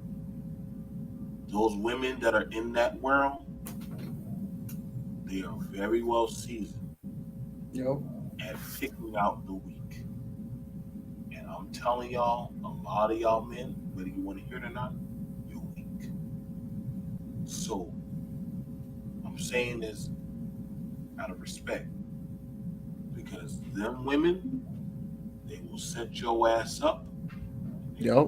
When you drive, and sometimes it gets even worse, where they will stick you up, where they'll have the police arrest you, take your money, or have one of them goddamn dudes who does drugs. Hey, the Fabillas Don't ain't. buy weed at the Jamaican airports. Don't do that. His brother is the officer and will lock you up as well. Do not buy no weed Damn. nearby airports or the taxi driver. Please do not do that. And don't ask me how I know. I'm just trying. We trying Don't to. ask me. I'm trying to let y'all. We trying to let y'all know, man. Like it's not no game. It's not no game. Like y'all think that. See, this is why when y'all be saying, well, when you go to another country, some women they have a culture that you listen, bro. This is not no little. You could just fly on through. Like if you thinking that you're going to go in and you're going to. This, I've never seen so much of this submission talk like in here. Like you never seen so much what, BMG? Submission talk, like the submission word, and follow my lead and shit. And all BMG, let me tell you a story. So when there was a guy. That's why that shit don't apply to everything. It depends on the woman you're talking about because this dude, he was a complete simp, cuck, loser dude, right? And he got with this stripper chick, and she was charging him like $200, $300 just to come see him and stuff like that. And one time he said that her brother was in town, and he was like, "Can I meet him?" She was like, "No." And then he like left to Sinaloa with her, and like he was there with her whole family, and he was like paying everything and doing all this stuff, and ended up she was cheating on him anyway, and then he like showed her the message, like she was like, "You're not a man, you're not a real man." She was going in on the dude, so I'm like, you can't. No, you come with that mindset thinking that just because they foreign they submissive. Nah, you gotta be submittable. You gotta be the type of guy that demands submission. This dude was a complete cuck, and he just let her walk all over him.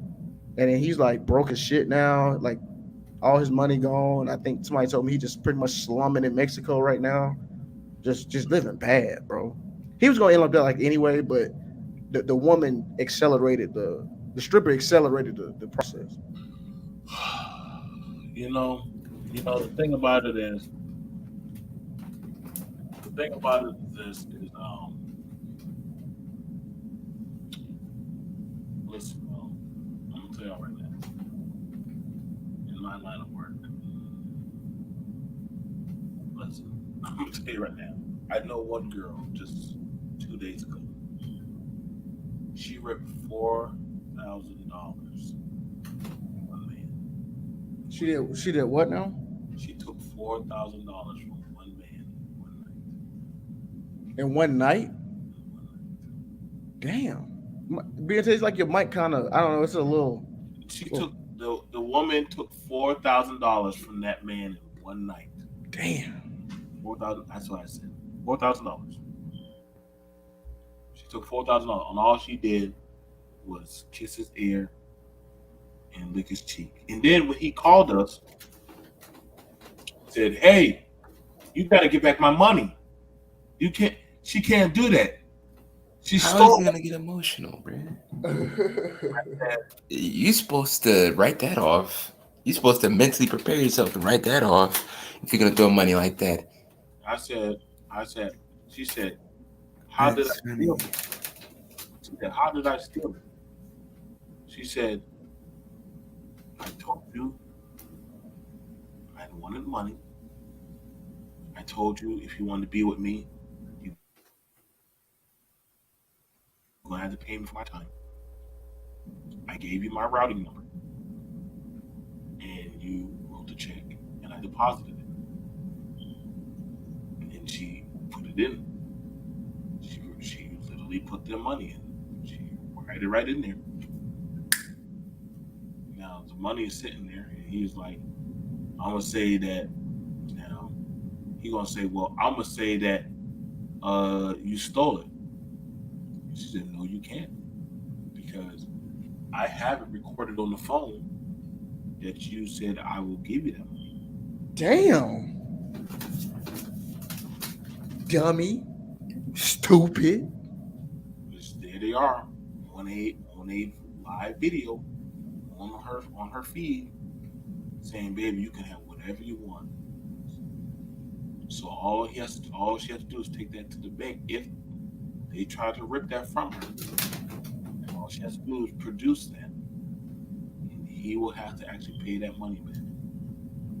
See, that's why I love my girl. So man, because she's an asset. You know what I mean? That's how you gotta. That's how you gauge a woman. You know what I mean? Like, is she bringing money in or is just money going out? You know what I'm saying? Like, like is she making your life? You know what I mean? Like you know what I'm saying? Like I know for a fact I don't think I would be and it, as saving as much or as productive as that's the word, more as productive as I am, without her. You know what I mean? She's just it's like a team effort. You know what? She bought me this hoodie I'm wearing right now. This let me say this little sweater right here. This Superman sweater she bought me. Dope as fuck. She's Yeah, she cool. bought me that. Yeah, with her. You know what I mean? So I'll be like, that's why I try to tell cats, man, like ask your girl for money, and then you see how much she rock with you. You know what I I agree with mean? that. Ask your girl to go half on an investment and see how much that would work as well. Because with me, I want you to go half on an investment more than money. 'Cause I can leverage some equity and also write up some contracts where it can still be in my favor as well. We're, Now, I wouldn't ask a girlfriend that because that's kind of a lifelong commitment. That's a business deal with the relationship. Yeah, I was But Yeah, about to yeah, say. this. I'm not. Matter of fact, on my channel, me and my girl was analyzing deals, and she was helping me Mhm. get contact with 7 Brooklyn owners that we're about to contract and But see close that's on. that's different though. That's like what I mean. She helping build. You know what I mean? That's kind of why I think is more appropriate because if I'm asking her to Mhm. invest capital, because she don't make nowhere near as much money as me. You know what I mean? So I can't really. You know what I'm saying? Like to invest like significant capital with me. She just you know what I'm saying. That just Well, ain't. the labor, That's what because I'm saying. really, Right, right, because right, if right, you right. look at my channel, like on my last episode, we was pretty much just analyzing deals and just the cold calling aspect. Because women seem like women workers have way better closing and converting on cold calling than men do. Oh, facts, facts, facts. Yeah, Something especially if about she's me like, getting on the phone. I don't know. and if she bilingual, oh man, that's even 10x. Oh yeah, that's a plus. you know. Yeah, So we're joined here by the big homie, my brother, as always, Kev 504. We're definitely like what I'm saying.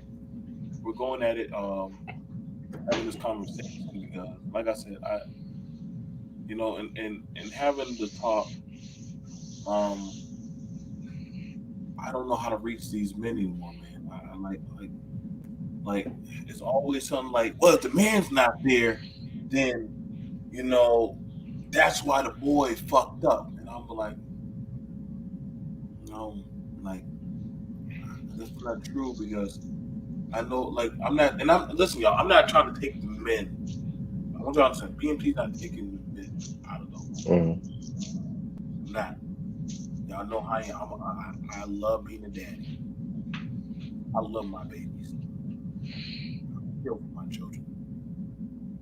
But I'm also saying that at some point accountability comes into key into play. And at some point, you know what? Like, listen, nature always finds a way. And when I say that, you take a young man and put him around a bunch of girls, I promise you, he gonna be looking at them and getting his little wee wee gonna be talking about fix your pants, son. Oh, hey, you good, you good. Mind you, he grew up in a household where he got 2 sisters. And I watched and I said, you like those girls? Yeah. Here, take $5. Why don't you buy them some elephant ear? Why don't you buy that elephant ear? And you ask them, do they want to share with you? And that boy, he bought the elephant ear, and the 2 girls sat down there, and he started talking to them.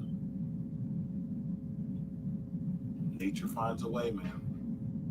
Nature always finds a way. But what's going on, Kev? Like, I'm not sure if I can reach these motherfuckers. Yeah, I'm checking back in BMT. I was breaking out earlier, I, but I was agreeing with the brother. Like, the brother from Mississippi before I got cut off. I always try to tell people when you, especially in these spaces on YouTube, everyone is going for a particular particular figure and stuff like that. And I'm a firm believer, like you were saying, as long as you got somebody working with you on the team, it doesn't even matter the dollar amount. I can work with someone who, if I'm making 45, 50,000 and she making 30, well, we making 80. That's good money, So if we working together with that, we can move much further ahead with someone that you can work with. But you know, putting a dollar amount on things is ridiculous in my view. When I look at some of these spaces, if the man is not making a 60, $70,000, these people are literally saying that he's a bust and stuff like that. And then my ass being in New Orleans and being in the South, I'm like, well, hell, that means no UPS drivers. No, I can go through a whole lot of issues. But another thing, I also, talking to the Southern brothers when I was up here, I also realized one of the things that we need in the South, in the deep South, we need more trade schools for young men. That's our biggest thing, in my opinion. I'm sure this brother had to go, like I had to drive out of New Orleans, an hour away from a major ass city just to get a CDL license. There's no schools in New Orleans, and they shut down almost all the trade schools around New Orleans. Same thing with my cousin and them in Mississippi. They had to drive to all the way and see whether we had to go to get our CDLs in these trade schools. That's where all the white boys at. They closed them around the black areas and left them open around these old country white guys. So, and my thing is for middle class living, trade schools are damn a must for young black men because a lot of black men, I got friends that went to jail, got out, and on the highway with their CDL, and within 2 years they're making six figures like it ain't nothing. And I have some friends that do some welding and stuff. So for young men, the biggest push for young black males for me is some more trade schools, and that's the push I'm looking for, man. No, that's facts, man. I like you said, I had to go to California to kind of get what I'm to get enriched in what I do. So like it wasn't there was no like coding boot camps or anything like that, and like it's really essentially a trade school, not like that in Mississippi. It just if it Right. was, That's it's like all you said, they don't know how good they got it. I'm like, man, y'all good. they Man, didn't know how good. Yeah, facts. yeah, yeah. I'm like, man, my high school didn't have books you can take home to study. They just got them in 2013. And they're like, really? I'm like, yeah. So when we go to talk, it's nothing for what they read about. All you have to do is go by your cousin and still see the outhouse in the back. We still got property in my family out there in Bassville, Mississippi. So I'm like, man, y'all, then they want to be pro-black, but they just bypass the South. And I think that a lot of times, and I give it the old stigma, when you start, when you notice where the areas these people from, you're going to notice that the frame of mind is completely different. So I was like, so a big thing for me and being in New Orleans in a poor city is like, where you from? Because it go tell me a lot about your frame of thinking. So it's a trip. A perfect example of that is again an example of that. Uh, I could tell if someone's from Chicago. Up Queens. They talk a lot. They talk real aggressive up there in New York and Queens. I think that's a space thing. They constantly on the move and there's more competition and stuff like that. But when it comes down to helping black folks, I always tell folks from well-educated black folks from Atlanta and Chicago and stuff. I said, well, when Harriet Tubman helped free the slaves, nobody came back and helped the South, not one. And that's just a mentality that always is when I talk to black folks. So when I listen to somebody from California, that's completely foreign. That's like the Huxtables and the Cosbys to us, which is a dreamland to Southerners, from Louisiana all the way across to Virginia and the Carolinas. but there's just a difference I had to pick up on. No, That I is feel funny. Dreamland, man. I'm trying to escape California. It's literally that John Carpenter movie, Escaping LA. Yes. yep. Yeah, because you know what, Kev, I'm gonna tell you something, Kev. Just like he said, when I was out in California, I'm only be out there 6 months. But when I go back, but yo, it is so overrated. I mean, it is just California is extreme. I was like, damn, I felt like low key, look like this. I felt more racism in California than I did in the South. And they try to tell you the South is the most racist. I'm like, no, at least in the South, you see white and black people together and in the same areas, and because it's that relatively You smaller. But know, in it's the Yeah, California, you aspect put of it you in the can be as South, big as you in want. the South. It's oh sorry, Go my ahead, bad. brother. Go ahead, go ahead. It's more in the West Coast of you can be as big as you want. Just don't live next door to me. Like the right? same thing when it comes to Jay-Z. Don't live next door. Exactly. Now the thing with racism, I say, dude, when I explain something how racist is, that we cross real old throwback Dixiecrat race. I say, man, I pass those people every day. The difference is they stay in their lane. They don't fuck with us. They don't fuck with them. They right across the track. We know who they are, but historically in Louisiana throughout Mississippi, but it's more the younger groups are getting together a little more, but I know who don't like me and who do. But I can spot a racist a mile away, but as long as they ain't fucking with me, I really ain't got no problem with them. So the South kind of went like that. I know who they are, but I'm sure it's different. My friend was telling me that I didn't believe, when I listened to BMT and them and in Boston and some of those races and stuff like that out there. And then I think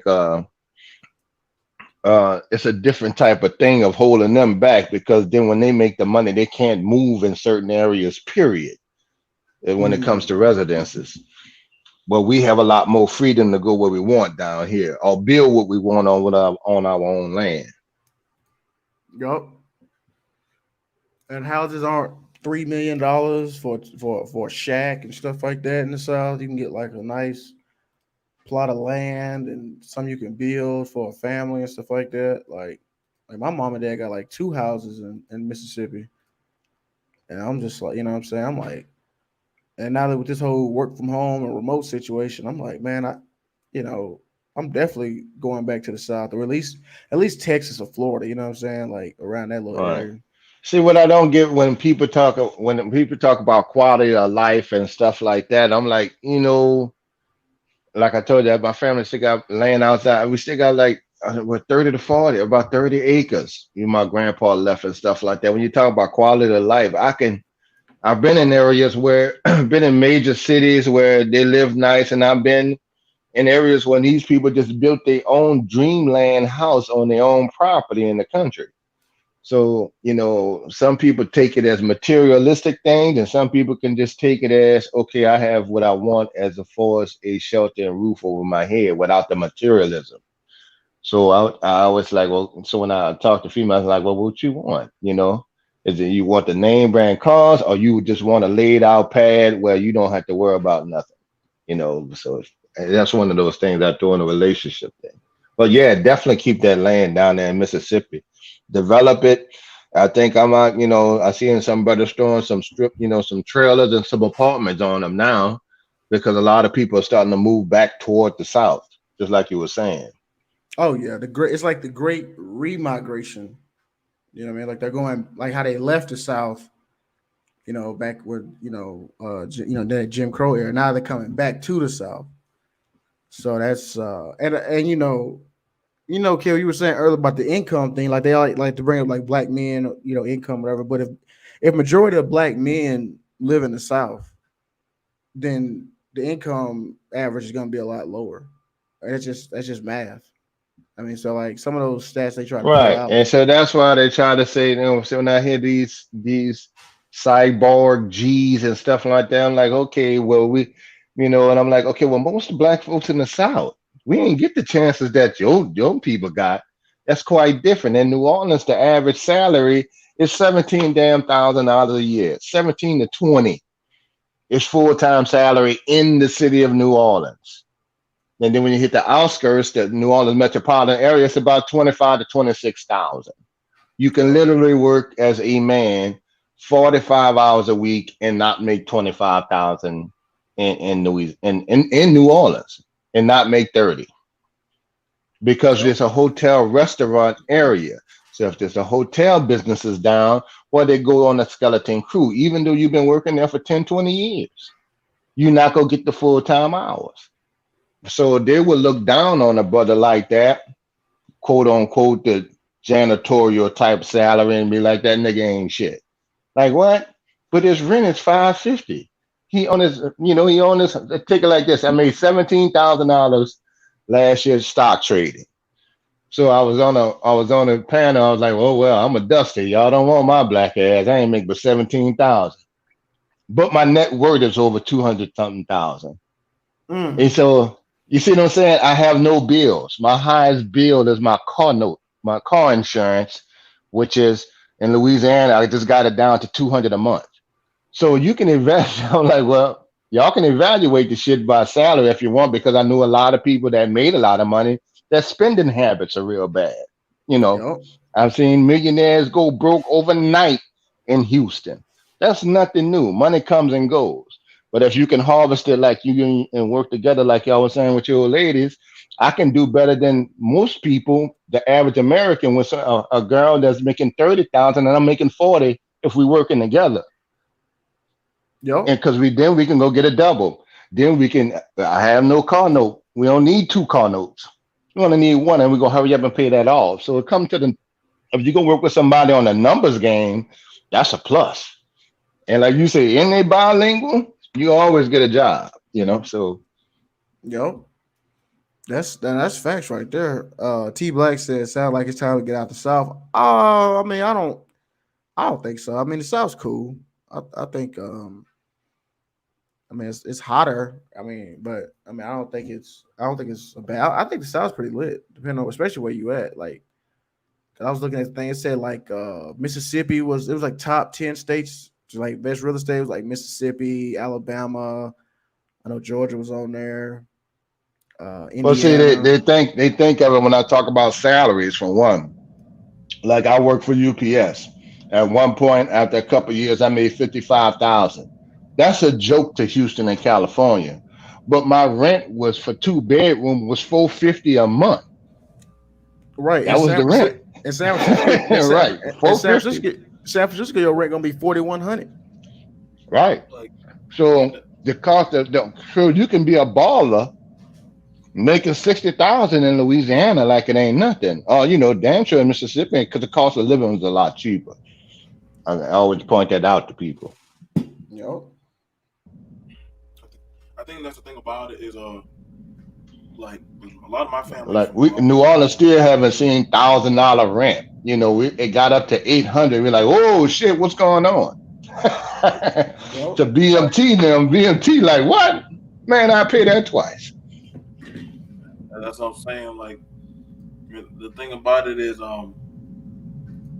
no, it's like I think the thing about it is like was like my family. I like being down here in the South. I like I don't mind it. I mean, I have a house up north, but I prefer down south. I prefer open. I, if you don't fuck with me, you don't fuck with me. I'm fine with what'd that. you say you use it? I mean, you ain't got a dox. I'm just what state you said you was at? Oh, listen, man, I'm too much in my power. They can't even touch me here. Um, like like originally, I was born in Boston, Massachusetts. Oh, Uh, okay. but we moved down here when my grandma had breast cancer, and like I was and like when we came down there, I said, "What is all this stuff?" Like she said, "This is all your family land. Like this is y'all. Like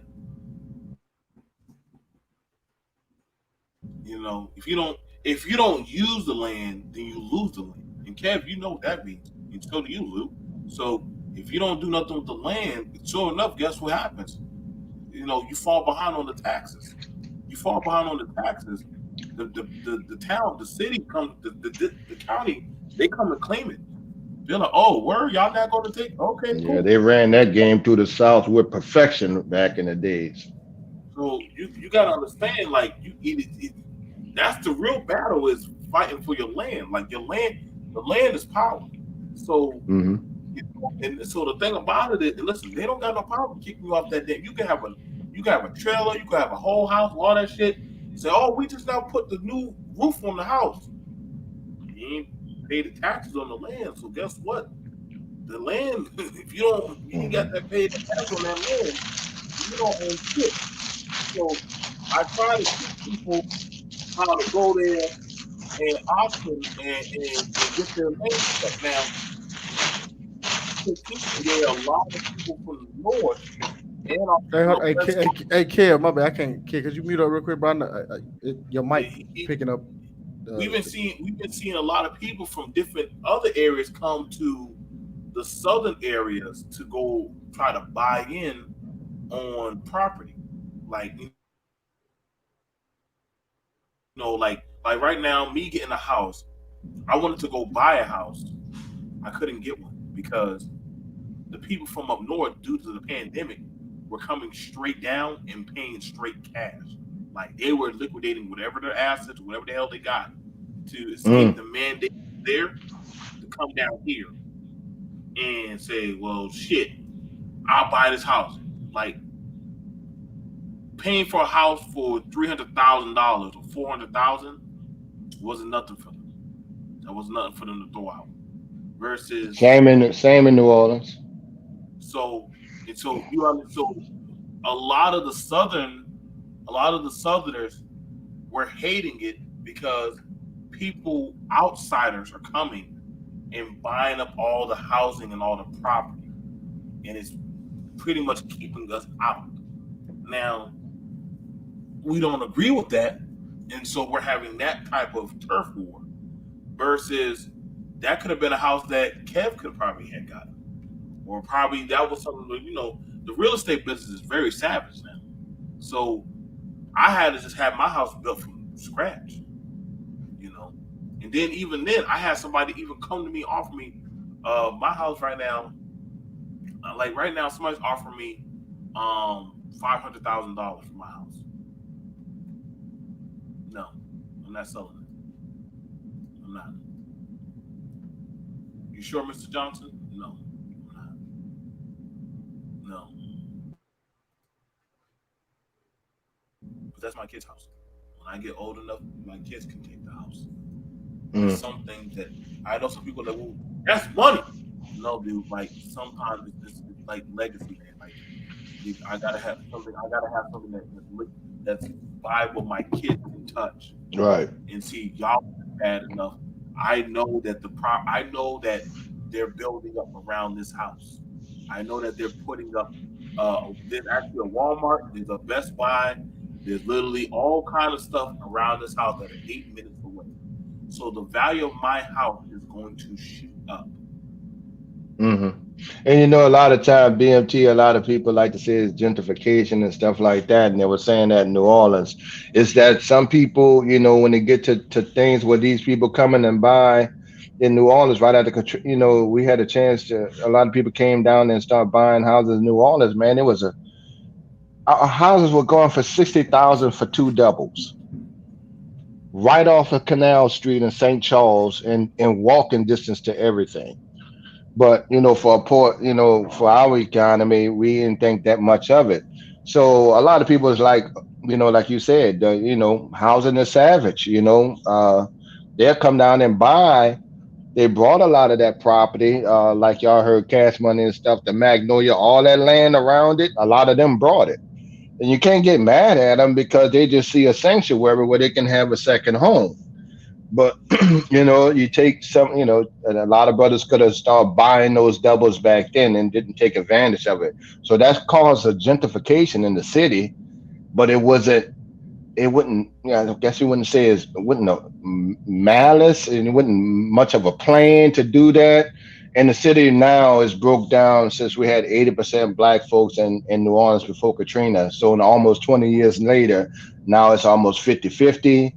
And the thing is, you got a lot of people.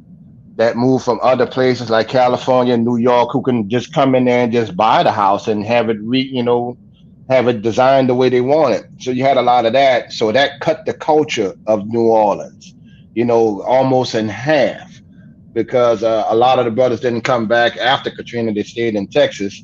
But now you have a lot of white folks that's not even from the South, that's from New York, and that's kind of different from us. We wasn't used to bike riders down the middle of the street, in the South. Like this motherfucker is really riding a bike in the middle of the street. So we had to get we didn't have all that. So we had to get adjusted to a lot of that type of thing. And a lot of us don't really it's kind of different now. So the soul, a little bit of the soul of the city is gone now.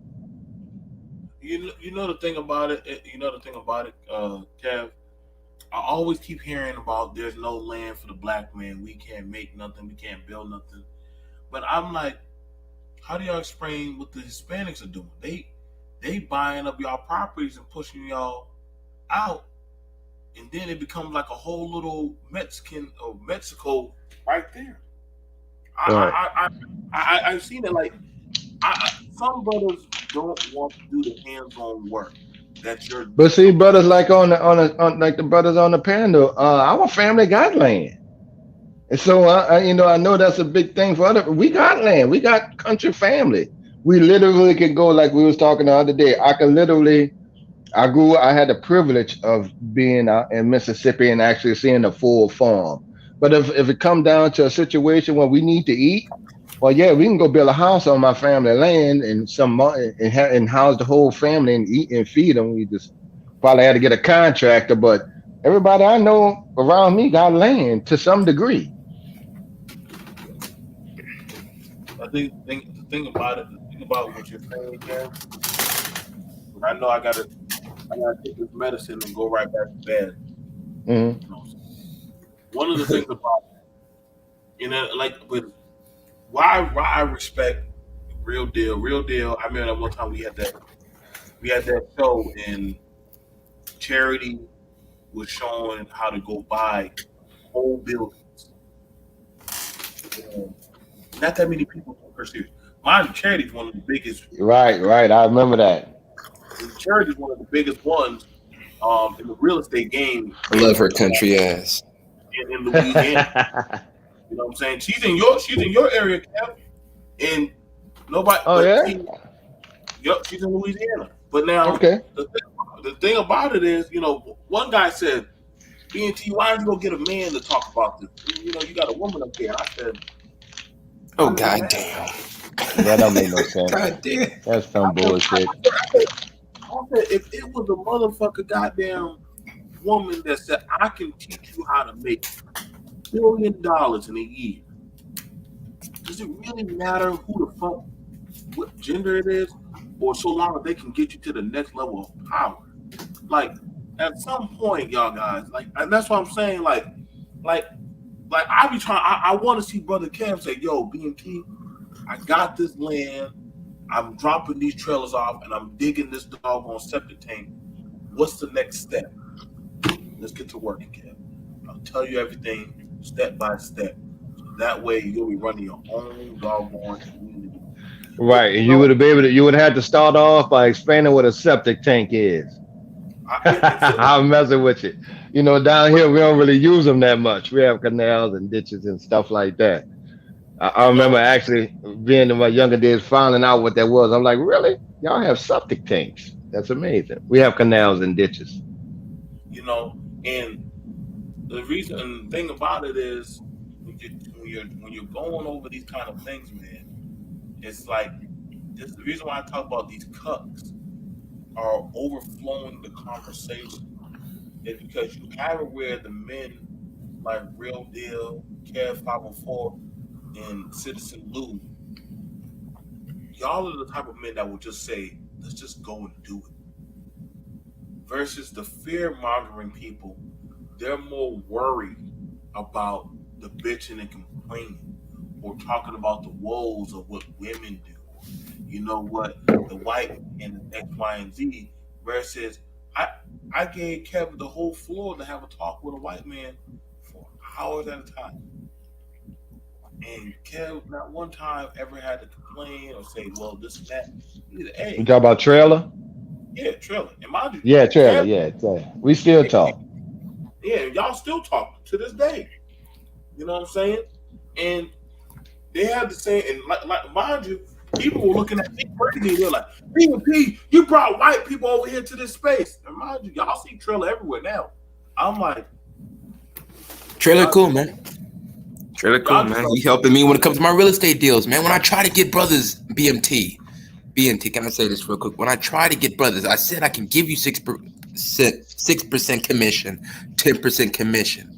I just Hmm. need you to be a bird dog. Go where these vacant homes is at, the liens. Man, Trailer Hood was the only person that said, "Give me the list. I'll help you find anything that's in Indiana and Ohio." So I'm about to get him paid. That's why people right now, please hit up my email, creditbuilder475@gmail.com. Hmm. Please.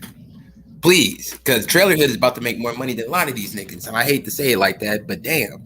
It's facts though. Hey, I don't knock it. I mean, it's I don't out know. there.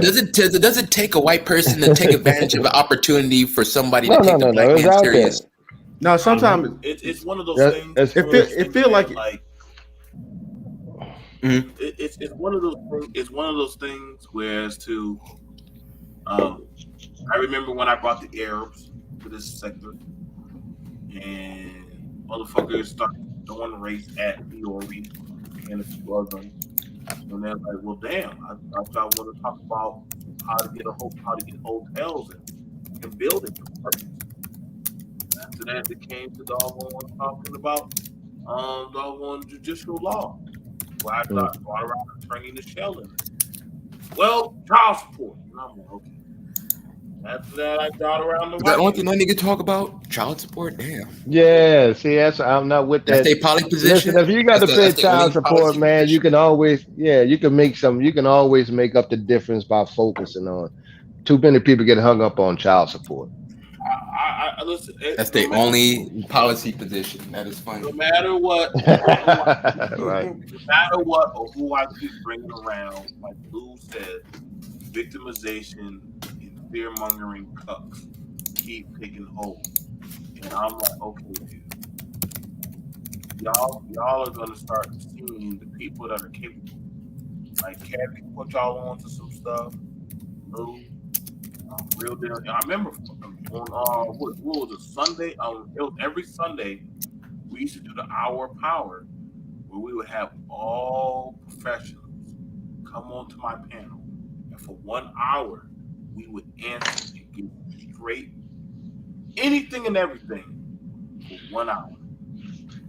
Listen, BMT, and talk to this brother tonight, right? Right before I clicked on.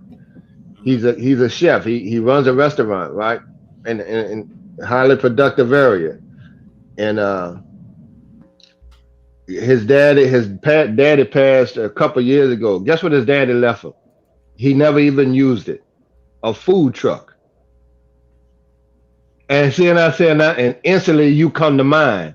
I said, man, if you ever want to get that up and running, man, especially now, I know a dude that can do, so I might let you know such and such. I like, yeah, he said the food truck just sitting there is in good condition. And the same thing. I was talking to my oldest mother. She's in a rural area, and I'm trying to expand. She's trying to get to the point that she can get some, try to start a little after school care program for some of the kids out there in her area. They have nothing when they get out of school and stuff. No, like a little clubhouse or anything like that. Now, like they got government programs that you're a double minority, you can get that going. And so it's And she could ideas get like paid. that. Mhm. And I will be She could talking get to you about those. And see, the thing about it, she could get paid for that. Well, they will pay Hmm. for her to have that after school daycare. Hell, if she wanted to, if she had really invested into that, she could literally do. And let me tell you something. I told this one girl, I said, you don't. She said, all she do is sit at home and watch her baby. And I said, okay.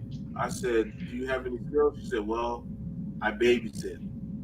I said, I'll tell you what. I wrote down for her to go get her house child proof, which she did. Get five things, everything.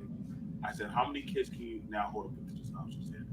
She said, well, me and my sister, because her sister stayed also. She said, we can hold up to at least about, 3 or 4 kids. Fire. They came by, they checked it out. She now does an overnight daycare. She does an overnight daycare. Do you know how much money she makes now? That'll work. Oh yeah, that'll work. Oh, I that's mean, money right there. Right. she makes Because the average person can't just jump on a 9 to 5. And see, for the brother on the panel, I'm a single parent dad of a 9 year old. I can literally get out there and make some money in the French Quarter and make some good cash chips, or I can hit the road, but I can't work the 9 to 5 hours. So if I had someone with some that can do overnight or late evening, that'd be wonderful. So well, yeah, I can see that being the thing. she even expanded. She said she came back to me and she was like she expanded. She said, well, she lost one of her kids because the parent couldn't always drive to get the kid. I said we can fix that. She said, Mm, she said, what do we got to do?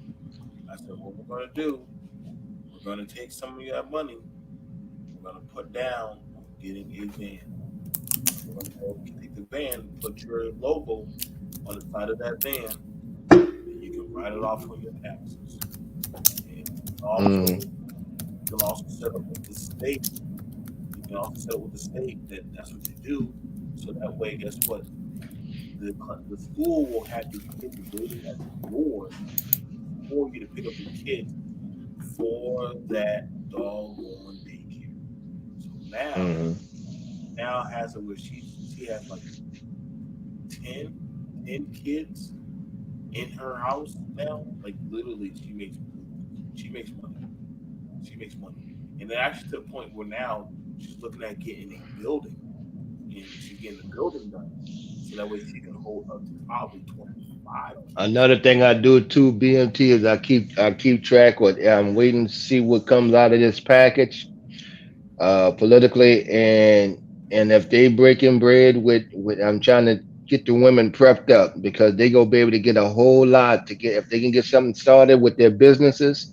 Of course, black men won't get anything, but I'm trying to get them encouraged. Look, you go have to apply and grab everything federal that comes out of this vote in the next year or two, because what they're gonna do is they're gonna divide that up. They ain't gonna just it ain't gonna be blacks ain't gonna just get no isolated anything now. They done melded it down, they done mixed it in where it's gonna be diversity, minorities, and in alphabet. So y'all got to stop worrying about black men take we don't mind. Get whatever benefits y'all can is with the devil minority status, take it and run with it. Open up any business or corporation y'all can. Don't worry about us. We not mad at that. There's no jealousy from the men. We know we ain't getting nothing. And help them kids. Help your kids. Because if your kids good, we can feel better. We can keep Well, walking. let me show you Black men something. go Let me keep show walking. now, Kevin. Let me show you something that a lot of the other men do. They send their women to go get to dip into that. No other Absolutely. I know some no other Arabs still those so gas stations that's in their women's name. right. That's right. They get the double minority status. And some of these So Hispanics opening restaurants like that. so I know, Kev. I know you. I know you're a good man that's well tapped into the community. It is nothing for you to go find a female counterpart to say, "Hey, let me be the let me be the shadow man." Most businesses have a shadow man that has all the ideas, while real deal is the front man. The shadow man always stays in the back. He might be the person sitting at the bar on the corner just eating boiled peanuts and doggone and Exactly. reading the newspaper, but he's actually Yeah. I in the can back. believe that. But you think that person right there is running it. No, it's that person right there. He's just actually instructing on everything from just the corner. And so the thing about it is, all you got, like I said, like find yourself a female counterpart tell her, hey, this is what I want to do. Let's fill out this paperwork. You know what I'm saying? Let's get into business. Let's have this deal. If everything works out well, there's no hurt, no harm. You know what I'm saying? I know you can tap into this. Let's work this thing out. You know what I'm saying? You have a business plan. Get get well set down. We have Real Deal Financial. Shout out to my homie. You got Citizen Loop. Anybody that you need, like a lot of you know what I'm saying? I think one of the things about it that a lot of like you just said, like the time for complaining is done. Like I hate when a lot of these motherfuckers keep talking about what about the family? What about the family? What about the black boy? Y'all stop the bullshit. Y'all didn't give a fuck about the family back then. Now I'm saying Right. like that's why I be like y'all be so quick. I'm gonna talk about that shit later on because now I'm this I'll I give you a worry good about example of that, BFT. Like I said, some of the people that came down and brought some of that high value property now after in New Orleans.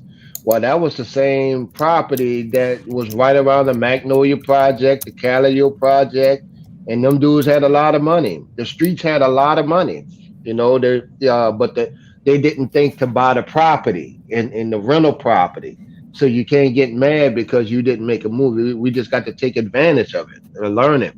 But the hardest thing for me to do, our people don't like to jump out of their comfort zone enough to the risk factor. I will have to tell somebody, yeah, the female I'm talking to, she said, well, I'm willing to do that. I said, but you know, she's still clinging to her job. I said, well, you're gonna have to take a leap on it once you do the homework on it, and then it could be done. But it's like the brother up here. He went from Mississippi to California. I know a lot of people in the South was like, wow, that's a long way away from home, but we got to take Low those. way. Yeah, they got to take those leap and stop holding our kids back.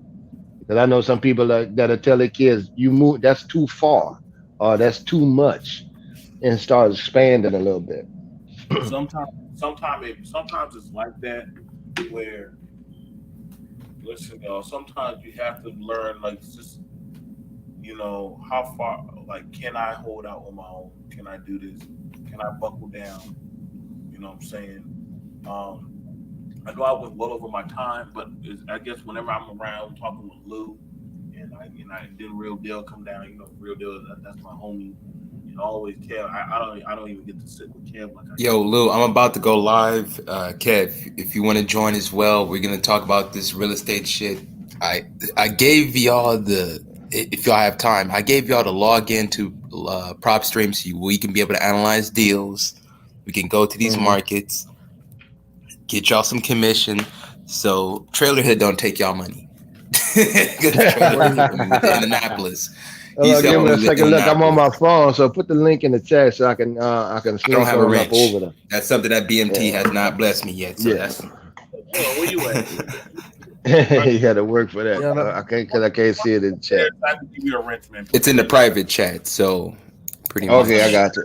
the I see. actual I chat. see it. Put some actually in the Okay. actual chat. So I can wrench who? Okay, let me see. Okay, there you go. Let me And put it right, in. and see now which me and BMT already know. I'm a stock guy, so I look for the companies and like old realtors and I keep an idea of what's going on in the real estate market as well. So yeah, all that's good for me, man. Yeah, man. Don't So be That we over sounds about like to a go plan. live your channel, real momentarily. deal. Don't be over dropping your channel, real deal. You know how you get when you start dropping channels. Bruh. That's Goddamn because I'm trying to get more people onto my channel, nigga. nigga, don't be doing it. I get you. You say, hey, can I advertise on your channel? Let me know. You be doing like over like popping the shit. I said, oh my god, Mm. that's you about yeah. to Yeah, wow. yeah, there I is want such a them to thing as click on my shit on overkill. accident. I want them to click on my shit on accident. I done spammed it No, where Nah, they you was no, want trying them to to click scroll on up your and clicked channel on for it. quality, man. Yeah, you want people to come. Yeah, Yeah, yeah. you want people to come and stay, not pump and dump. Yeah, he's trying to but he be coming over my shit and just be trying to like just drop his channel like click on my Mooch channel. off of your shit real quick, then dip. That is No, funny. no. Like Oh shit! Hold no. on, give me one moment. But on that, I see it in the private chat. Oh yeah, but if you do, Okay, if you talking real estate, that'll be a good thing for but other sure. than to that, see you what's guys happening. said All right. y'all can go Yeah, to remember it's a slow growth, not a in your face thing. You know what? Hey, It's BMT, I slow want to growth. ask you a quick question, real quick, before I dip out. what's So, I'm thinking. 'Cause I got some advice from I was thinking about just having a whole second channel. I didn't know if I wanted to do it all on my one channel or just make a new channel. Because this is kind of like my first channel, so I didn't know if like should I just stick with this one I got now and then just kind of change it up, or just make a whole separate channel that's dedicated to strictly to tech stuff. make it a separate Separate. channel. Separate channel. Yeah. Like I Okay, baby. suggest separate, man. I started off talking about stocks and then got to the gender war and got cussed out. Like, what? Damn. Yeah, I know, right? Because this So channel, I'm I gonna have kind of to just separate Care 504 from my investing channel. that's what I'm gonna do, man. Because this my channel Right. here, I I'll like to keep just one kind just of for yeah, right, just to right. stick to your thing. You could have your personality on one, stick to your thing on the other. Yeah, that's what I'm gonna like do. like like my other channels, like this is my one channel where I can say or talk about all kinds of stuff. Then I have another channel, a secret channel, where nobody knows who the fuck VP is. And that's a lot more powerful. You think I'll tell anybody in this goddamn sector or anybody affiliated? Hell fucking no. You know why? Hell, people don't even know who the fuck I am out there. Like I'm just Now there was a brother up here in tech. I think there was, right? Uh-huh. Yeah, Right. that's low. I was listening to a guy the other day saying that the tech, tech is still real good money, but they're starting to oversaturate it too. He was telling me that a lot of minorities are getting into the tech too, not necessarily the black folks, but other Indian folks and things of that sort. Yeah, right. they've been saying that since like 2010. You know what I'm Right. saying? That's like, yeah, we've been always needing nurses. But see that in what I do, you're like, the guy with real estate, he's a value to me. You with tech, it's a value to me. I have a friend that's a physician. That's a value to me because see, y'all have the inside scoop on everything I need to know as far as the future, as far as my future with investing. As far as from artificial intelligence to if I need to start putting a little more money in and 10 cent, tech company and stuff like that. Same with the real estate market. Even if we go to folks, personalities like Trinity Time Travel, who's in Egypt. So, okay, my question to her would be like, okay, what's the telecommunication company out there, and are they growing? That kind of thing like that. So, with the, just getting the minds together, BMTC, that's and that networking thing, start to work. That's kind of how those brothers did it with Black Wall Street, and when things were thriving, black men were able to speak to each other. Now, this is the first time we get to do it again, and it comes from all realms of society. From like Tech, Mississippi. Nobody ever link your ass from Mississippi to Tech, No, never, never. People get surprised when I tell them. right? And people will never link my ass uptown New Orleans, and with a throwback messed up did a juvenile time. With a messed up education, and I have a bunch of people with top degrees following me and asking me for investment advice, just because I learned how to put it together from the bottom up. So it's always interesting like that. So we go definitely chit chat about these things. But I got to get out of here, buddy. I'm gonna check on you. I'm gonna All do right, something. I'm gonna man. come to your channel in Yeah, a second, big brother. yeah. I'm All right, gonna nice For head meeting sure, you. no out. problem. I'm head. I got some work to do. So All man, right, hey, good stream. salute. I really, I subscribe to you, bro. You know what I'm All right, no saying? problem. So So I gave Real Deal the fight. I gave him so that way y'all can go out there check him out. Uh, Lord knows, um, y'all can go over there check him out. I'm going to go drink my echinacea elderberry tea for my immune system. Um, I've been battling battling this fever. Stuff I had to get off my chest. But other than that, you guys, I'm just speaking my mind about how I feel about this space, whether y'all like it or not. Um, I'm gonna definitely do a talk later on about how people all of a sudden they give a shit about the kids. And then all of a sudden they're like, oh, well, yeah, it's about the stepdaddies. Man, get the fuck out of here. Y'all ain't never give a shit about these kids. Like, all of a sudden y'all started talking about children. What about the kids in Chicago? What about the kids in... Like, I'll probably give it only but so much. What's going on, Ruby? Like, I watch a lot of these discussions, man. Like, the cap is real. The cap is real. Like, also check out the stream that me and Ruby had.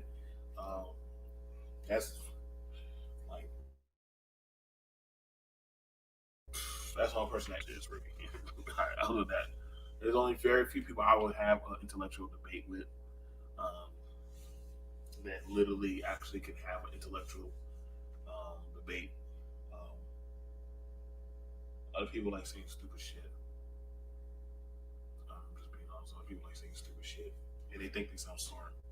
They're really not. Like, if you ask a question, just stick to that question, and just stick to that.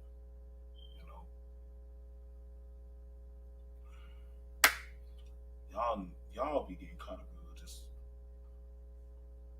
glitter. You know what I'm saying? That's why I'm getting that. Underrated. What's going on, underrated? Shout out to underrated, man. Always a blessing having him. You know what I'm saying? What's going on? What's going on? Oh my God, I haven't seen you. How you been? I haven't seen you in a while. But y'all gotta take care. Um, see y'all guys later. I'm probably gonna go relax. Then we're gonna go out. We can go out. I'm gonna play a song for y'all. This song best describes the manosphere and a lot of this space, or how a lot of these guys talk every damn day. I think they sound. Literally, hope y'all enjoy this song. Take it home. Take it home.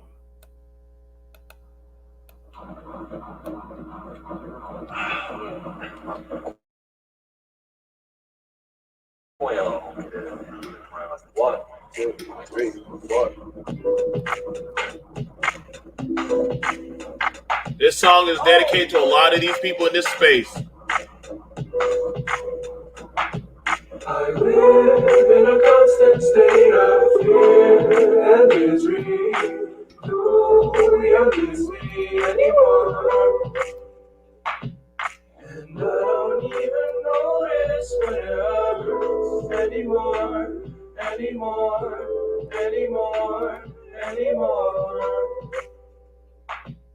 I live in a constant state of fear and misery. You're with me anymore. And I don't even notice when it hurts anymore.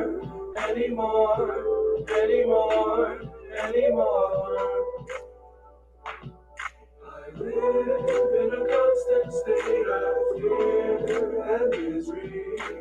You're with me anymore. And I don't even notice when it hurts anymore.